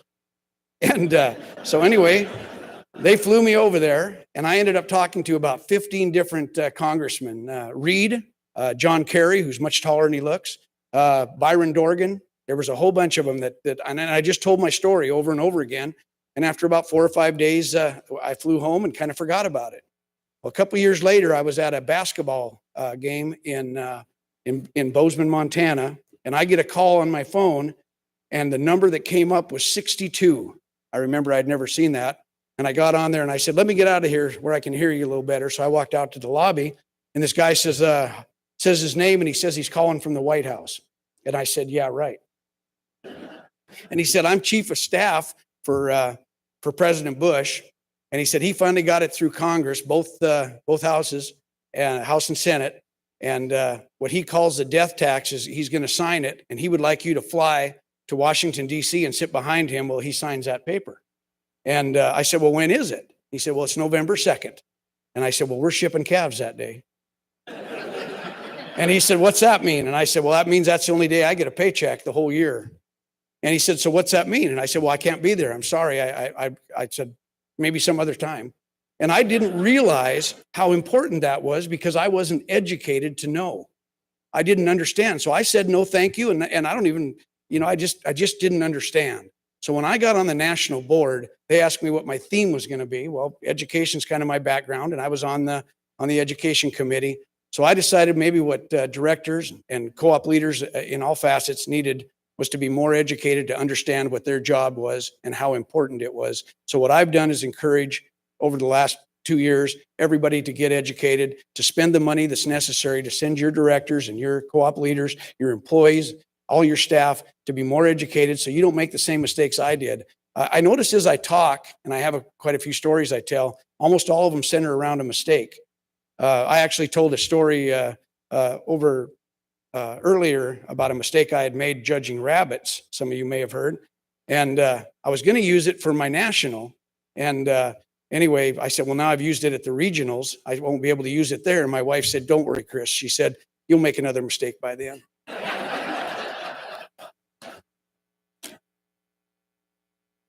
I think it's a very fitting theme that your event is called Co-ops Connect. Not only because of your successes in helping connect power during a hurricane or connect consumer members on political issues, but also because of your success in the broadband arena, literally connecting your members to the internet service. Broadband has become critical to our cooperative operations and is vital to it, and it is as vital as electricity is to our consumers, to our members. I love it when members come up to me and say, I love it when members come up to us and say, you brought us electricity when no one else would. Will you help provide internet service? You should all be very proud of your accomplishments, and you guys are truly heroes in your communities. A dozen Tennessee cooperatives and your affiliated organizations just received grants totaling $198 million from the state of Tennessee Department of Economics and Community Development Emergency Broadband Fund. I'm proud to say that your co-ops are leaders in this expanding broadband access to the unserved and the underserved communities, bringing critical broadband service to rural areas across Tennessee. Now that's co-ops connecting. I'm sure most of you are well aware that NRECA is currently launching the NRECA Broadband. That's a new opt-in program to represent the broadband efforts and investments that co-ops have made in connecting their members to the vital broadband service. As NRECA supports its members in energy endeavors, it also has a duty to provide support when you co-ops ask for it. This is a project that co-ops have been asking for, and our NRECA CEO Jim Matheson, as well as our CEO Jeffrey Connor, are very passionate about NRECA's role in helping your co-ops bring this vital service to our consumer members. NRECA Broadband provides specific resources to help electric co-ops succeed as community-focused telecommunications providers, just as NRECA has done for electricity. I know a couple of NRECA co-ops are already members of the NRECA Broadband, and many of you, I've talked to many of you just in the last couple of days, have attended the Broadband Leadership Summit that was in DC last week. I'm glad you made that part of your schedule. But if you happen to be unfamiliar with the NRECA broadband offering, I can tell you it came about to meet our membership's unique needs in broadband and help co-ops compete against large telecommunication companies that spend millions of dollars each year to advocate for their policies. Co-ops that participate in NRECA broadband have access to specific advocacy programs, resources, and guidance to help their broadband business, including expert advice on federal funding opportunities. Participants have exclusive access to recently released broadband benchmarking reports in collaborations with NRTC, as well as broadband operations and technology support. If you haven't already, I encourage you to find out more about NRECA broadband at cooperative.com/broadband. There's one more topic relating to your co-ops that I'd like to talk about, and that's cybersecurity. For some of us not so tech savvy folks, it may seem like an unapproachable topic, or maybe we've even become desensitized to it. But the truth is, it's no longer a matter of if it will happen in our co-ops, but when it'll happen. Some of you have already been impacted. Cybersecurity has become crucial for America's electric cooperatives because it impacts nearly every facet of our business. Our co-ops face reputational, financial, and operational risk when it comes to cyber events. That's why I'm pleased to report to you just some of NRECA's efforts to help our members prepare and respond to cyber threats and attacks. There are a number of resources available to you on cooperative.com/cybersecurity, including a recently released cybersecurity lexicon, which contains the tools to help you communicate about your cyber attack prevention efforts and talk to your customers after a cyber event occurs. Also on cooperative.com is a proactive guide on reputational management and cybersecurity crisis communications, as well as guidance available on managing cybersecurity vendors. I thought it was interesting that just before I got up here, a lot of these topics were touched on before. And in case you missed it last month, there was a very informative episode on NRECA podcasts along those lines on what co-op looks like to a hacker. They see us as kind of easy pickings sometimes, and that's all changing. Additionally, NRECA has won a $15 million grant from the Department of Energy to equip and train electric co-ops for monitoring cyber attacks on industrial control systems. More than $15 million in funding will go directly to co-ops for selection and implementation of this monitoring tool. You know, there was a whole bunch of people that the government asked to do this, and CRN, our research and development, was one of 2 organizations that were selected to get this money from the national government to help with that. Some of you guys probably remember I don't know if it's been 18 months ago, but there was a place in Florida, if I remember right, that was a water treatment plant. And they had a young man sitting there at the desk that was watching the gauges, and he noticed that one of the gauges had way more than usual of a certain chemical that would have poisoned their entire plant, their people. He was able to see that and shut it down right away because he was sitting there and was paying attention. This program called Essence that NRECA has developed is basically goes into your system and it picks out anything that is an oddity and shuts things down right away based on the parameters that you set. And the government is excited about that. So anyway, there's 2 of us that got that. I was pretty proud of that. If you can't tell based on everything I've said so far, I'm really proud to be standing in front of you as NRECA's president.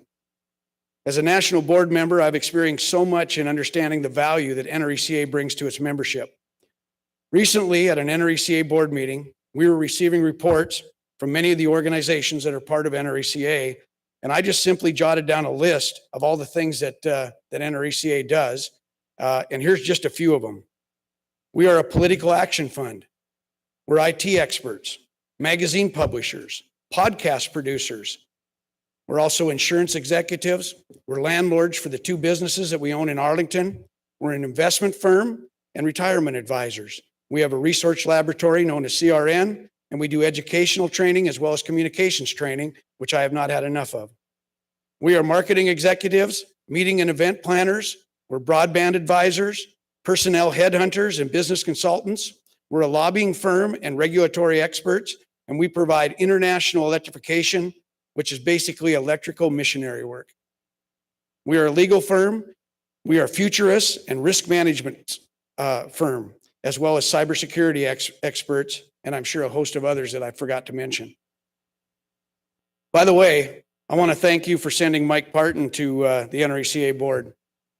His leadership and professionalism has already had a tremendous positive impact on NRECA. We really appreciate it. And I noticed you guys didn't have a futurist at this meeting, and I kind of like to have a futurist. I always find them very interesting. So I'm going to do something. I'm going to talk about the future, probably something I shouldn't say, but I think sometime in the future, you guys are going to be getting an address up here from Mike Parton as the president of NRECA.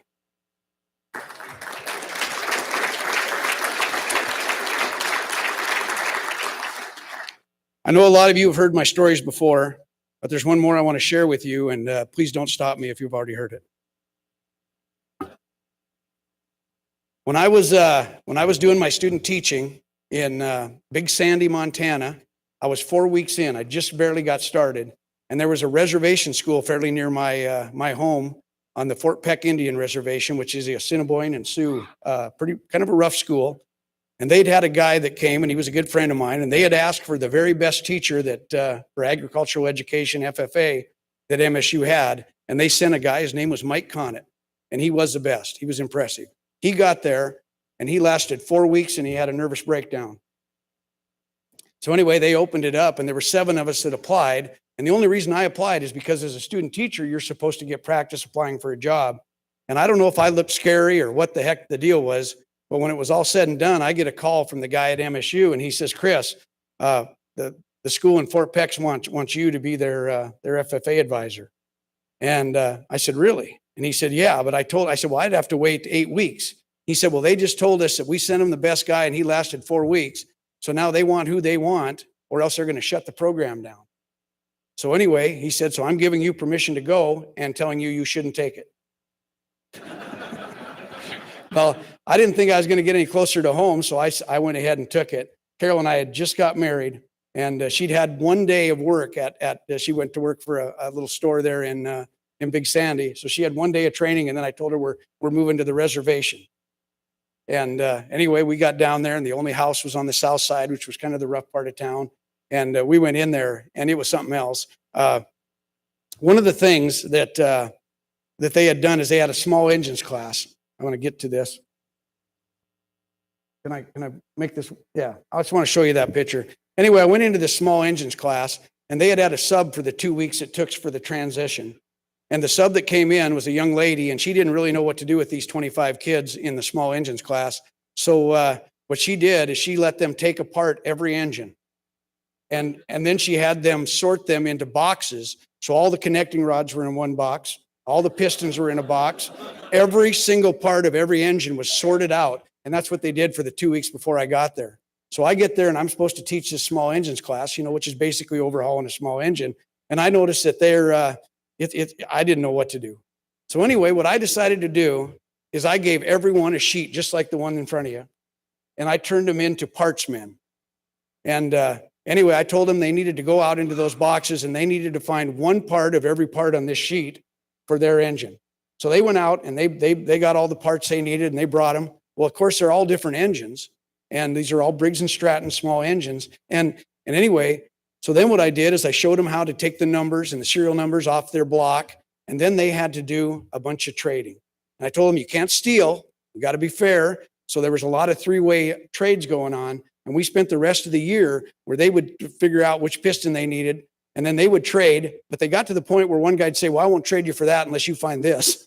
So it ended up being a really good educational experience.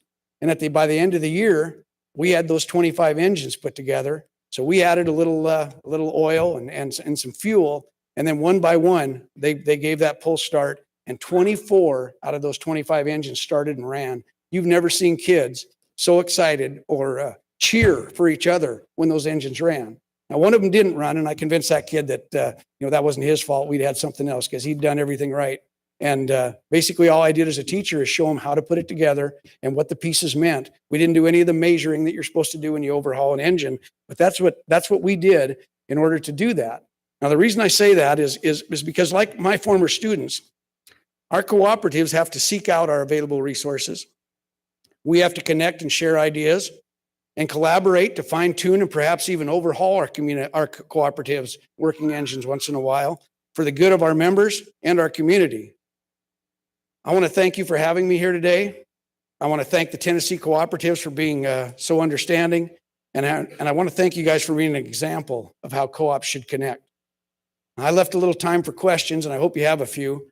I didn't tell the rabbit story, but I would assume most of you have heard it, but I'm open to just about anything. So I'd really appreciate a question or two. You'd like to hear the rabbit story? All right. Do I have time for it? I haven't been watching the clock. Am I out of time? I'm okay? All right. The rabbit story is probably the most embarrassing story. I actually told this because I talked a lot about cybersecurity. And what I did at Regional is I encourage people, if they have an attack, if they go through something, to share it. I talked about how our co-ops and safety, we have the near misses, and we talk about it in Montana. And as soon as something happens, we don't punish somebody for having a near miss. We use it as an educational experience. And I encouraged everybody, if they have a problem with cybersecurity, please share it, because we need to not have 5 people have it. We need to have 1 and learn from it. But anyway, the story I told because of that, I'll get that off. What happened is I as an ag teacher in Hinsdale, Montana, I went to Hinsdale after Wolf Point. I go to the fair, and part of that is having your kids compete at the fair and all the various events. And I was kind of big into judging livestock, and our kids were pretty good at the sheep and the pigs and the beef. But anyway, I go to the fair in our hometown, and their county agent comes up to me, and he's all nervous, and he says, "Chris, we have a problem." And my kids were where they needed to be. I was organized. I didn't think I had a problem, but I went ahead and said, "Well, what's the problem?" Well, he said, "The chicken and rabbit judge just canceled." And I said, "How is that my problem?" And he said, "It's your problem because you are the new chicken and rabbit judge." And I told him, I said, "I don't know anything about chickens or rabbits, nothing. I've never even held a chicken. I mean, I just didn't know anything." He handed me 2 books, 2 4-H books, and he said, "It's in an hour. Here's the books you need to know." So I went and sat in my pickup, and I read these books as much as I could, and I found them an hour later. And he says, "Are you ready?" And I said, "Well, where's the table?" And he said, "What table?" And I said, "Well, the book said I needed a table." So he yelled at somebody and said, "Get Chris a table." So they hurried up and brought a little table out there, and I had the kids bring over their chickens, and they're holding these chickens, and I folded out the wings, and I checked the beak, and I checked. I learned that the hole where the eggs come out is called the vent. They had to show me that, and the comb on the head. I don't know if you guys know this, but if it's bright yellow, that means they're not producing eggs. If it's all bleached out white, that means they are. So one of the way of judging chickens. I just learned it in the book. So we got done with that, and I gave the red and the blue and the ribbons out to the kids, and they all seemed pretty satisfied. And then they brought over the rabbits, and the rabbits are all struggling to get away. And we go through that process, and there's breeding rabbits, and then the big important one is the rabbits that are going to be used for meat consumption. So I'm talking about how well finished they are, if they're prepared properly, all that. And the kids are horrified because not one of them planned on eating their rabbit. But anyway, we checked the pads of their feet and their ears for mites and did all that. And I gave out the blue and the red ribbons, and everybody was, and I asked the county agent, I said, "How was that?" He said, "That was great." He said, "We've never actually had anybody take them out of the cages before." And I said, well, how did they do it in the past? He said, we just guy walked by and put a blue ribbon on every cage and we were done. And I said, well, that would have been great to know ahead of time. Well, anyway, word gets out that Valley County has a experienced professional rabbit and chicken judge. So all of a sudden, I'm getting a request to go all over the state of Montana, and I spent my whole summer judging chickens and rabbits. And I mean, I was pretty proud of myself. I was getting really good at it. You know, things were going good. I was getting patted on the back, and things were going all right. Well, towards the end of the year in Dodson, Montana, which isn't very far away from me, too close actually. And but anyway, I go up, and it's about the last fair of the year, and I go up there and I judge the chickens and the rabbits, and we go through the process, and the chickens went fine. We go through the breeding rabbits, and then we got to the meat rabbits. And usually in the meat rabbits, it's a Rex. There's a breed called Rex. It's really the kind of the big one that they use, but any breed can be in it. Now, I'm used to judging cattle where you stand back and you can view whether they're finished properly, and you can see the muscle conformation and judge them, and you walk around the back and see how wide set the legs are for the muscle quality. Anyway, with rabbits, it's totally different. You actually handle the rabbits. So the kids have them, they're holding them with the face back to them. And anyway, I'm feeling and I'm going through these rabbits, and I get to this miniature rabbit that is absolutely amazing. I am not kidding. You could feel every muscle group on that rabbit. Everything was just, this was the Arnold Schwarzenegger of rabbits. So anyway, I was so impressed, and I kept coming back to it. And finally, I just made the decision that this is the rabbit that's going to get. I not only gave it a blue ribbon, I gave it a rosette and a best of fair, and I bragged on that rabbit so much that they actually put it in the center with the 3 big ribbons around it so everybody could see it at the fair. Now, the next day, I made the trip back there because I was going to judge the welding and the carpentry projects, and I get met with those words that I hate to this day: Chris, we have a problem. And I asked the county agent there at that county, I said, what's the problem? And he says, well, your grand champion buck had babies last night.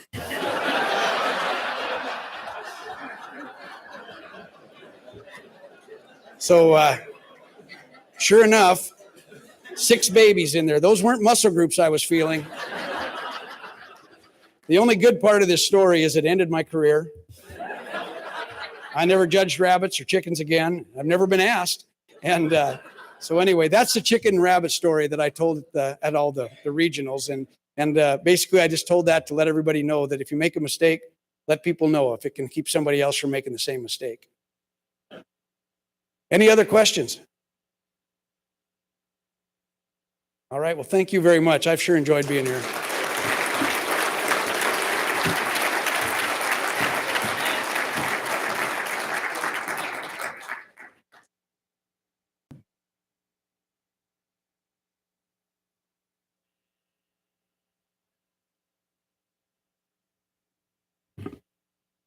We thank you so much, Mr. Christensen, for sharing that with us. I love the rabbit story. Love the rabbit story. I want to thank you all for allowing me to be the MC this year again. TECA was so kind to ask me to MC. It's time now for me to turn the program over to Dave Cross. But I want you to know that if you're ever up in our area, Upper Cumberland, near the Carthage corporate office, drop by and see us. We'll treat you so many ways, you're bound to like one of them. And we would love to see you again. I'll look forward to seeing you next year. Thank you very much.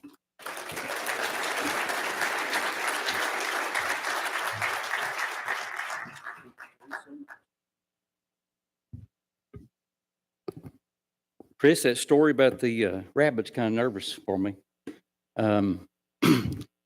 We spent this year a little bit of transition situation, and we went through and we judged, and we came out with Mike Knots. So I hope we don't have the same experience with a rabbit. Couldn't resist, Mike.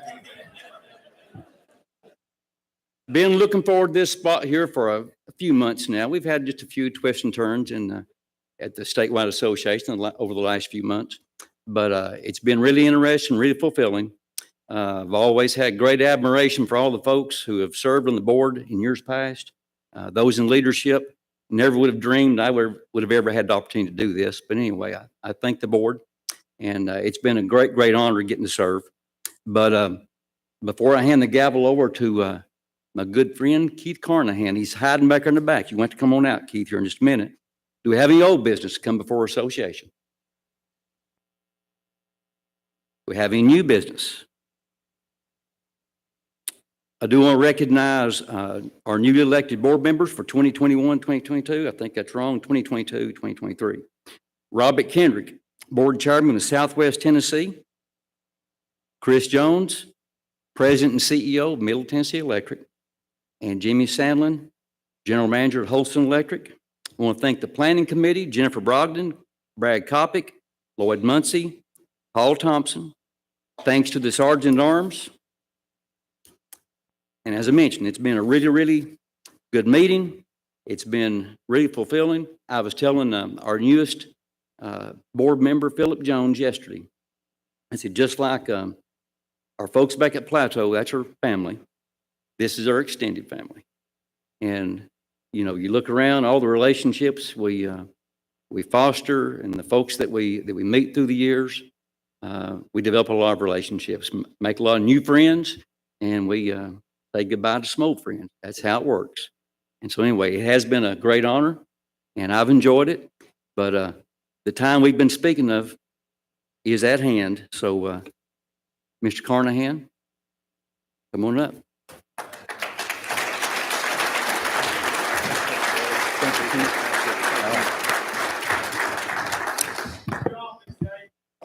Absolutely. Absolutely. That's what I was going to say. Dave did a fantastic job. Thanks for your leadership and friendship, being the president of the board and going through this transition we just went through. Thank you very much. David Callis, I want to congratulate you for your spectacular career with TECA and all other aspects that you've been through. You've been a great friend and a great mentor in a lot of ways. Thank you for everything. And Mike, David. And Mike Knotts, look forward to working with you and into the future and working with this board. It's been an honor to be on this board, and I thank you for the confidence in moving into this new leadership role, and look forward to the future. And we've got a lot of work to do and a lot of things to do as we move forward. There's so much out there to work on.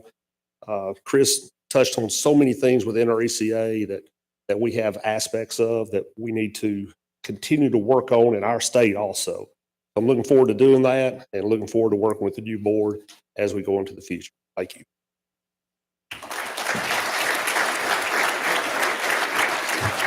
Are we doing door prizes? Do I do it? I'll do it. How many do we do? I've got cash underneath here. All right. I got 2 of these. There's one big one. Or you just let me know. I'll do these first. How about I do these first? All right. 2 cash prizes right now. First one, you have to be present to win. Mark Ism, Appalachian Electric. Is Mark here? Oh, 250. Okay.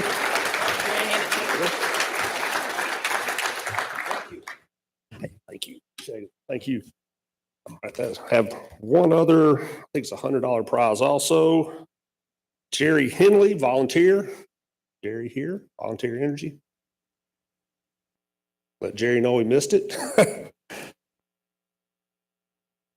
Next up, let's see, Denise Miller, Middle Tennessee Electric. All right, Denise.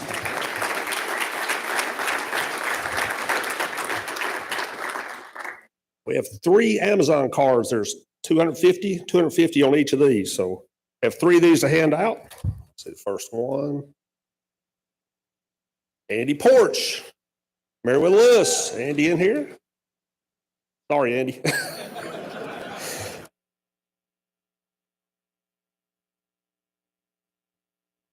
Dana Salters, Duck River. All right, Dana.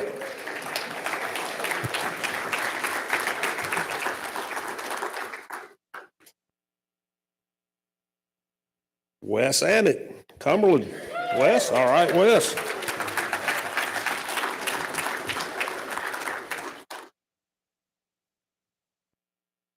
Next one, Jim Turner, Gibson. All right, there we go.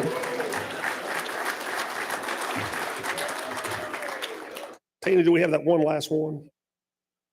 It's a Solo stove up here in the front. It's a big prize. Smokeless fire pit. I think we gave away one of those or some of those at our membership meetings. All right, Brian Watson, Cumberland Electric. Brian here? All right. Whoa, we just dropped it over there. Didn't break a toe, I hope.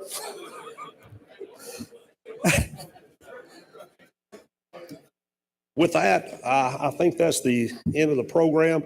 I want to wish everyone a happy Thanksgiving. Everyone be careful driving home. And as we leave here, let's just have a word of prayer as we leave, okay?